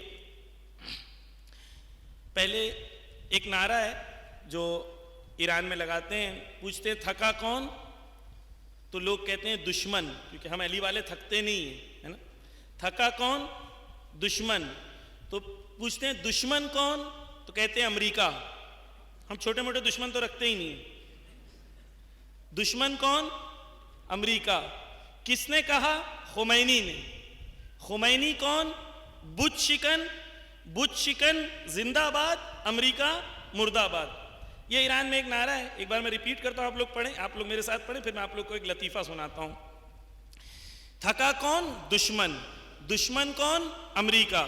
کس نے کہا؟ خمینی نے۔ خمینی کون؟ بت شکن۔ بت شکن زندہ آباد، امریکہ مردہ آباد۔ یہ نعرہ ہے، پہلے لگاتے ہیں پھر اس کے بعد آپ لوگ تھکے نہیں ہیں تو اس کا جواب ہے تھکا کون؟ تھکا کون؟ تھکا کون؟ دشمن کون؟ دشمن کون؟ کس نے کہا؟ خمینی نے۔ کس نے کہا؟ کس نے کہا؟ خمینی کون؟ بت شکن۔ خمینی کون؟ خمینی کون؟ بت شکن زندہ آباد۔ بت شکن، بت شکن امریکہ، امریکہ، امریکہ، اسرائیل۔ اب سنیں، میں نے ایک جگہ یہ نعرہ لگایا تھا، یوم قدس تھا، اس میں نعرہ لگایا تو ایک لڑکا میرے پاس آیا، ماہ رمضان میں ہی ہوتا ہے نا قدس، تو وہ آ کے مجھ سے پوچھتا مولانا ایک بات بتائیں کہ روزے کے ٹائم، میں کہہ رہا تھا بت چکن، وہ کہہ رہا تھا مولانا روزے کے ٹائم ہم لوگ یہ سب نعرہ کیوں لگا رہے تھے، دودھ چکن زندہ آباد۔ یعنی میں پورا نعرہ بت چکن لگا رہا تھا، اس کو آخری تک دودھ چکن سنائی دے رہا تھا۔ بس توجہ کیجئے عزیزان گرامی، دو کیریکٹرز آپ کے سامنے پیش کرنا ہے، کیونکہ وقت تھوڑا زیادہ ہو گیا، اس کے لیے مائنڈ کو فریش کرنے کے لیے ایک چھوٹا سا یہ وہ تھا۔ توجہ کیجئے کہ سلیمان کیریکٹر ہیں اور ہانی۔ ہانی وہ شخص ہیں کہ کیا کرتے ہیں ہانی؟ کوفہ میں ہانی اتنے پاورفل ہیں کہ جب وہ گھر سے باہر نکلتے تھے تو 4000 لوگ ہانی کے ساتھ پیادہ روی پہ ہوتے تھے جب ہانی باہر نکلتے تھے۔ ان کے قبیلے والے 4000 تھے، اور جب ہانی دوسرے قبیلے والے کو، قبیلے کندہ والے لوگوں کو بلاتے تھے تو کہتے ہیں کہ ان کی تعداد جو ان کے چاہنے والوں کی تھی وہ 30,000 ہو جاتی تھی۔ کہتے ہیں کہ بہت بڑی تعداد میں گھڑ سوار ان کے ساتھ چلتے تھے۔ یعنی ہانی اتنے پاورفل تھے، توجہ چاہوں، ہانی اتنے پاورفل تھے کوفہ میں کہ جب مسلم آئے تو سب سے پہلے مختار کے گھر پہ رکے، لیکن جب عبید اللہ ابن زیاد آیا اور سختیاں بڑھ گئیں تو مختار کے گھر سے نکال کے مسلم کے گھر پہ رکھا گیا، کیونکہ کوفہ میں سب سے سیف گھر جو تھا وہ مسلم کا گھر تھا۔ مسلم اتنے پاورفل تھے، کسی کی جرأت نہیں تھی کہ مسلم کو کچھ کہہ سکے، اتنے پاورفل تھے۔ توجہ چاہوں، ایمان کیسا کہ کوئی بھی جنگوں میں مولا علی کے ساتھ ہر جنگ میں موجود تھے۔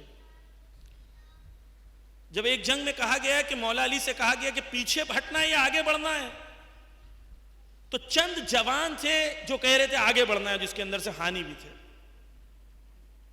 بالکل مولا علی کے سپاہی، عاشق، لیکن اپنے آپ کو مضبوط بنائے ہوئے۔ توجہ کیجیے، ہانی کو جب پکڑا جاتا ہے، کیسے پکڑا جاتا ہے ہانی کو؟ ایک جاسوس جا کے کہہ دیتا ہے کہ ہانی کے گھر پر مسلم ہے۔ جب ہانی کے گھر پہ مسلم ہے پتہ چلتا ہے تو ہانی کو عبید اللہ ابن زیاد کے پاس قوت و قدرت نہیں تھی کہ گھر جا کے پکڑ سکے۔ کوفہ کے حالات کو سمجھیں، اگر ہانی اور کوفہ والوں کے اندر بصیرت ہوتی تو مسلم ہارتے نہیں کوفہ میں۔ بالکل توجہ چاہیے، میں بصیرت کے پہلو پہ آپ کو پہنچانا چاہتا ہوں۔ ہانی کیا کرتے ہیں؟ یہ لوگ آتے ہیں، ہانی کے سسر اور دو بزرگ، وہ آ کے کہتے ہیں عبید اللہ ابن زیاد نے کہا ہے کہ جب تم بیمار تھے تو میں تم سے ملنے آیا تھا، اب تم مجھ سے ملنے آؤ جب تمہاری طبیعت ٹھیک ہو گئی ہے۔ ہانی ان سے کہتا ہے کہ یہ ہمیں پھنسایا جا رہا ہے۔ ان کے سسر اور ان کے قبیلے کے بزرگ کہتے ہیں نہیں نہیں ایسی کوئی بات نہیں ہے، کوئی بات نہیں، چلیں۔ ہانی پہنچتے ہیں، جب دربار میں ہانی پہنچتے ہیں تو پوچھتا ہے عبید اللہ ابن زیاد ملعون، پوچھتا ہے کہ مسلم تمہارے وہاں ہیں؟ تو پہلے وہ تقیہ کرتے ہیں، بعد میں گواہ لایا جاتا ہے تو کہتے ہیں نہیں، کہتے ہیں کہ ہاں مسلم میرے گھر پر ہے۔ تو کہتے ہیں ہانی کو کہ دے دو مجھے مسلم کو تو میں چھوڑ دوں گا۔ ہانی کہتے ہیں ممکن نہیں ہے، میرے مہمان ہیں، ممکن نہیں ہے میں دے دوں۔ توجہ کیجیے، جب ہانی منع کرتے ہیں تو کیا ہوتا ہے؟ عبید اللہ ابن زیاد حملہ کراتا ہے، ہانی پورا ان کا منہ زخمی ہو جاتا ہے۔ ہانی کو قید خانے میں لے کے جاتے ہیں۔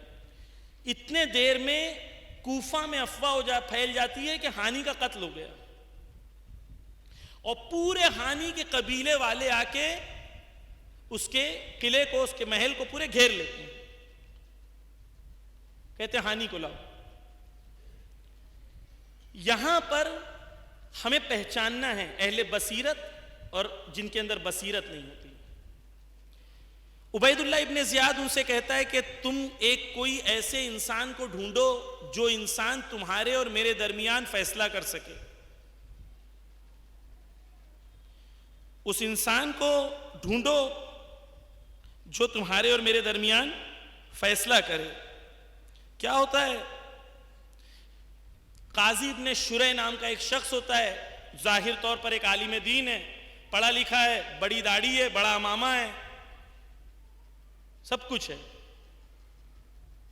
قاضی ابن شرح وہ شخص ہے جو امام حسین کو خط لکھ کے بلاتا ہے کوفہ آؤ میں تمہاری مدد کروں گا۔ مولا علی کے زمانے میں بھی، فی الحال اس میں نہیں جانا ہے کیونکہ بات بہت کھل جائے گی۔ قاضی ابن شرح وہ شخص تھا جو مولا علی کو کوفہ سے بلاتا ہے اور مولا علی کے قتل کا فتویٰ بھی قاضی ابن شرح دیتا ہے۔ قاضی ابن شرح وہ ہے۔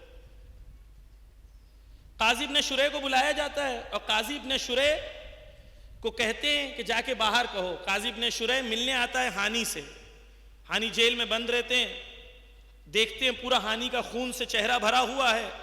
قاضی ابن شرح ملعون یہ کہتا ہے کہ اگر میں کہہ دوں گا کہ ہانی اس وقت مشکل میں ہیں اور قید میں ہیں تو کیا ہوگا؟ میں مارا جاؤں گا۔ قاضی ابن شرح نے اپنی موت کے بدلی حسین کی موت کو قبول کر لی۔ عالم تھا، یہ نہیں دیکھنا ہے کہ صرف عالم ہے کہ نہیں، یہ دیکھنا ہے کہ عالم اہل حق میں سے ہے۔ قاضی ابن شرح باہر جاتا ہے اور باہر جا کے کہتا ہے اے قبیلے والوں سنو، میں نے دیکھا ہوں خود ہانی کو کہ ہانی سلامت ہیں، مرے نہیں ہیں، اور ہانی نے تم سے کہا ہے کہ تم سب اپنے گھر چلے جاؤ۔ اگر ان لوگوں میں بصیرت ہوتی تو یہ لوگ کہتے کہ ہانی کو ابھی چھوڑو، یہ کہتے کہ ہانی کو لاؤ مجھے دکھاؤ، اور اگر یہ ہوتا تو عبید اللہ ابن زیاد وہیں ہار گیا ہوتا۔ لیکن یہ لوگوں کے اندر بصیرت نہیں تھی، ان کو کلیئر نہیں تھا کہ میرا لیڈر، میرا رہبر کیا کہہ رہا ہے، تو بیچ میں آنے والے لوگوں کے ذریعے کنفیوز ہو گیا۔ ہانی قتل ہو جاتے ہیں. سب جب گھر پہ پہنچ جاتے ہیں, اس کو وقت ملتا ہے عبید اللہ ابن زیاد کو, ایک ایک کر کے سب کو پکڑتا ہے. یعنی اگر ہانی کے ساتھ, توجہ چاہوں, ہانی کے ساتھ دیتے یہ لوگ تو مسلم کوفہ میں ہارتے نہیں. کس وجہ سے امام قتل ہوئے؟ قاضی ابن شریح کی وجہ سے اور لوگوں کی بے بصیرتی کی وجہ سے. پس زمانے غیبت میں مجھے اپنے زمانے کے قاضی ابن شریح کو پہچاننا ہے. عزیزان گرامی, پوری ذمہ داری کے ساتھ عرض کر رہا ہوں, یہ منبر سے اگر تمہیں اور مجھے لوگ زمانے غیبت میں مرجعیت اور ولایت فقیہ سے جوڑ رہے ہیں تو یہ وہ لوگ ہیں جو ہانی کا کردار ادا کر رہے ہیں, اور اگر ان سے توڑ رہے ہیں تو یہ وہی لوگ ہیں جو قاضی ابن شریح کا کردار ادا کر رہے ہیں. عزیزان گرامی توجہ کیجئے, یہ قاضی ابن شریح کو پہچاننا ہے ہمیں, تاکہ ہم وقت کے امام کے کام آئیں, تاکہ خیمے حق تک پہنچیں. پس عزیزان گرامی دو چیز ہو گئی. سلیمان کیا کرتا ہے؟ سلیمان جب ہانی قتل ہوتے ہیں ساتھ نہیں دیتا, گھر چلا جاتا ہے. اگر اہل بصیرت ہوتا, توجہ چاہتا ہوں عزیزان گرامی, اگر سلیمان اہل بصیرت ہوتا تو 4000 ساتھیوں کو لے کے امام حسین کے پاس پہنچتا, گھر میں نہیں جاتا. کربلا میں 4000 ساتھی اضافہ ہو جاتے اگر سلیمان اپنے ساتھیوں کو لے کے آتا, لیکن سلیمان رکا رہا.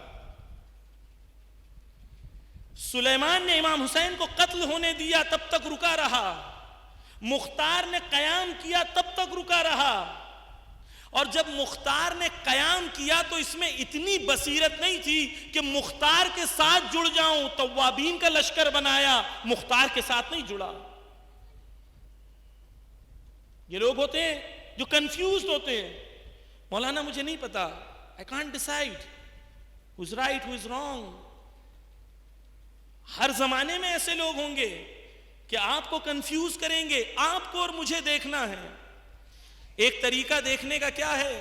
طریقہ دیکھنے کا غالباً حدیث ہے امام کی کہ اگر تمہیں حق کو پہچاننا ہے اور حق کو نہیں پہچان پا رہے ہو تو یہ دیکھو کہ باطل کی تیر کس طرف چل رہی ہے. جس طرف باطل کی تیر چل رہی ہے وہ حق ہے. آج امریکہ کی دشمنی کس سے ہے؟ آج دنیا کے دشمن جو ہیں, ظالم ہیں, کس سے ڈرتے ہیں, کس سے تھراتے ہیں؟ وہ ایک آیت اللہ سیستانی ہے, چھوٹے سے گھر میں بیٹھے ہیں, امریکہ کا گورنر آتا ہے ملنے کے لیے, کہتے ہیں باہر میرا سیکریٹری بیٹھا ہے, اس سے بات کرو اور وہیں سے چلے جاؤ. یہ ہیں علی کے نوکر, ان سے ڈرتی ہے دنیا, اور انہی کے خلاف کرنے کی پوری کوشش و سازش کی جا رہی ہے. اب عزیزان گرامی توجہ کیجیے, آخری چیز آج کی, علی کی مخالفت کرنے کے لیے قرآن کو لایا گیا تھا, کیونکہ جانتے ہیں کہ علی کے مقابلے میں مقدس کے مقابلے میں مقدس کو لایا جاتا ہے. اسی لیے مرجعیت کے مقابلے میں عزاداری کو لایا جاتا ہے تاکہ جوان کنفیوز ہو جائیں. وہ مرجعیت جس نے ہمیں عزاداری سکھائی, وہ مرجعیت جن کے گھر پہ علماء کہتے ہیں کہ جب محرم شروع ہوتا تھا تو سوکھی روٹی کھاتے تھے آخری محرم تک. ہم ان سے زیادہ محبت کرتے ہیں حسین ابن علی سے. نے بچے دے دیے, جان دے دی, ہاتھ دے دیا, خون دے دیا, نسلیں دے دی. بس لیکن میں انشاءاللہ کل بیان کروں گا کہ وار, جنگ نرم, سافٹ وار اور سائیکولوجیکل سوشل وارفیئر اور میڈیا وارفیئر کیا ہوتا ہے, معاویہ نے کیا کیا تھا, اور آج تک اس کا کس طریقے سے چلتا ہے کہ ہمیں حق اور باطل کے درمیان کنفیوز کرا جائے اور ہم حق کا ساتھ نہ دے سکیں, اور ہم یا باطل کو اپریشیٹ کریں یا کم سے کم حالت یہ ہے کہ ہم باطل کی برائی نہ کریں اور باطل کی مخالفت نہ کریں. کل انشاءاللہ زندگی رہی تو بات آگے بڑھے گی. عزیزان گرامی پس توجہ کیجئے کہ کربلا والوں کے اندر سب سے عظیم ابو الفضل العباس علیہ السلام کا مرتبہ ہے. جو اصحاب ہیں امام کے، ان میں کسی کا مرتبہ حضرت عباس کی طرح نہیں ہے. کیوں؟ کیونکہ چھٹے امام کہتے ہیں کہ میرے جو چچا ہیں، صلوات پڑھتے محمد و آل محمد، میرے جو چچا ہیں وہ نافذ البصیرہ ہیں، یعنی بصیرت کلن بصیرت کا اگر جمع ہو جائے اور ایک ذات میں نظر آئے تو وہ کون ہے؟ وہ ابو الفضل العباس. اس لیے دشمن نے نامہ بھیجا کہ عباس آ جاؤ، جواب تک نہیں دیا، منہ موڑ کے چلے گئے. امام حسین نے کہا جا کے جواب دے کے. عباس نے کہا تم چاہتے ہو میں امان لے لوں اور میرے مولا کو امان نہ ملے؟ لعنت ہو ایسی امان پر. بصیرت عباس کے اندر. عزیزان گرامی، وہی عباس ہیں اور وہی کربلا کا میدان ہے. وہی عباس ہیں اور وہی کربلا کا میدان ہے. مجھے نہیں پتا کہ میں کیسے بیان کروں، لیکن جو تمنا علی نے کی تھی کہ عباس روز عاشور حسین کے کام آ جائے. شب عاشور کیسے عباس نے گزاری ہوگی، شب عاشور مولا نے کیسے گزاری ہوگی. کہتے مولا خیموں کے پیچھے گئے اور خیموں کے پیچھے جانے کے بعد خیموں میں وہاں پر کھودنا شروع کیا اور رات بھر مولا نے آگ لگائی وہاں پر تاکہ دشمن پیچھے سے حملہ نہ کرے. ارباب اعضاء، بس شب عاشور وہ رات ہے جس رات میں عباس جاگے ہیں، زینب سوئی. اب شب عاشور کے بعد عباس سوئیں گے اور زینب جاگے گی.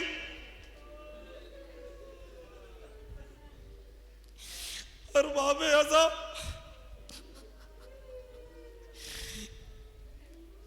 زینب محافظ تھے، عباس محافظ تھے زینب کی چادر کے. اس لیے جب دربار میں لایا گیا ہے بی بی کو،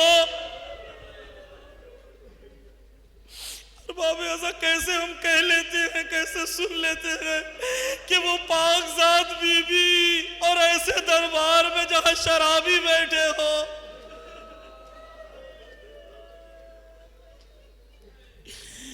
ارے جب اس ملعون نے کہا کہ میں نے سنا ہوں علی کی بیٹی بھی آئی تھی، اور جب لوگوں نے حضرت زینب کی طرف اشارہ کیا، ارے سید سجاد کے دل پہ کیا بیتی ہوگی.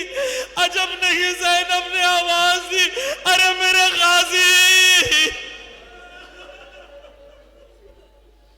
ارے جس کے 18 بھائی ہو، ارے جب بنی ہاشم جیسے جوان موجود ہو. ارباب اعضاء ایک اور منزل ہے جہاں پہ زینب نے عباس کو پکارا تھا. وہ منزل ہے کہ جب 12 محرم کو قافلے کو گزارا گیا اور کربلا کے میدان سے گزارا گیا، ارے تمام بیویوں نے اپنے آپ کو محملوں سے گرا دیا. ہر بیوی اپنے محرم کے پاس گئی، کسی نے اپنے بچے کو گلے سے لگایا،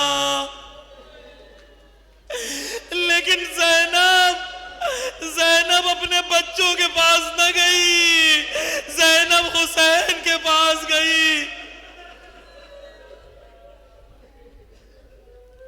اور باب ایسا وہ منزل بھی آئی کہ زینب و ام کلثوم نے ایک ایک بیویوں کو خود کے پشت پہ سوار کیا.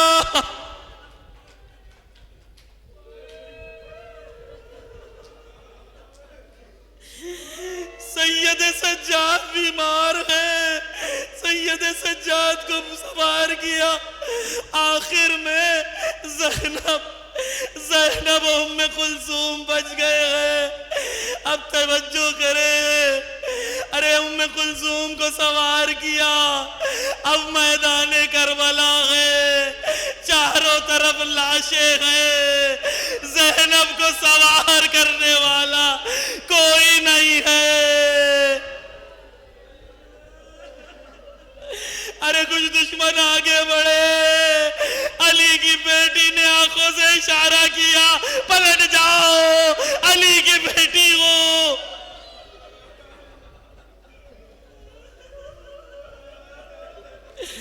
عجب نہیں کہ وہ منظر جہاں زینب کھڑی تھی لاشوں کے درمیان، ارے ترائی کی طرف رخ کیا، اے میرے بھیا، اے غازی، ارے زینب تنہا ہے، ارے مدد کو آ جا۔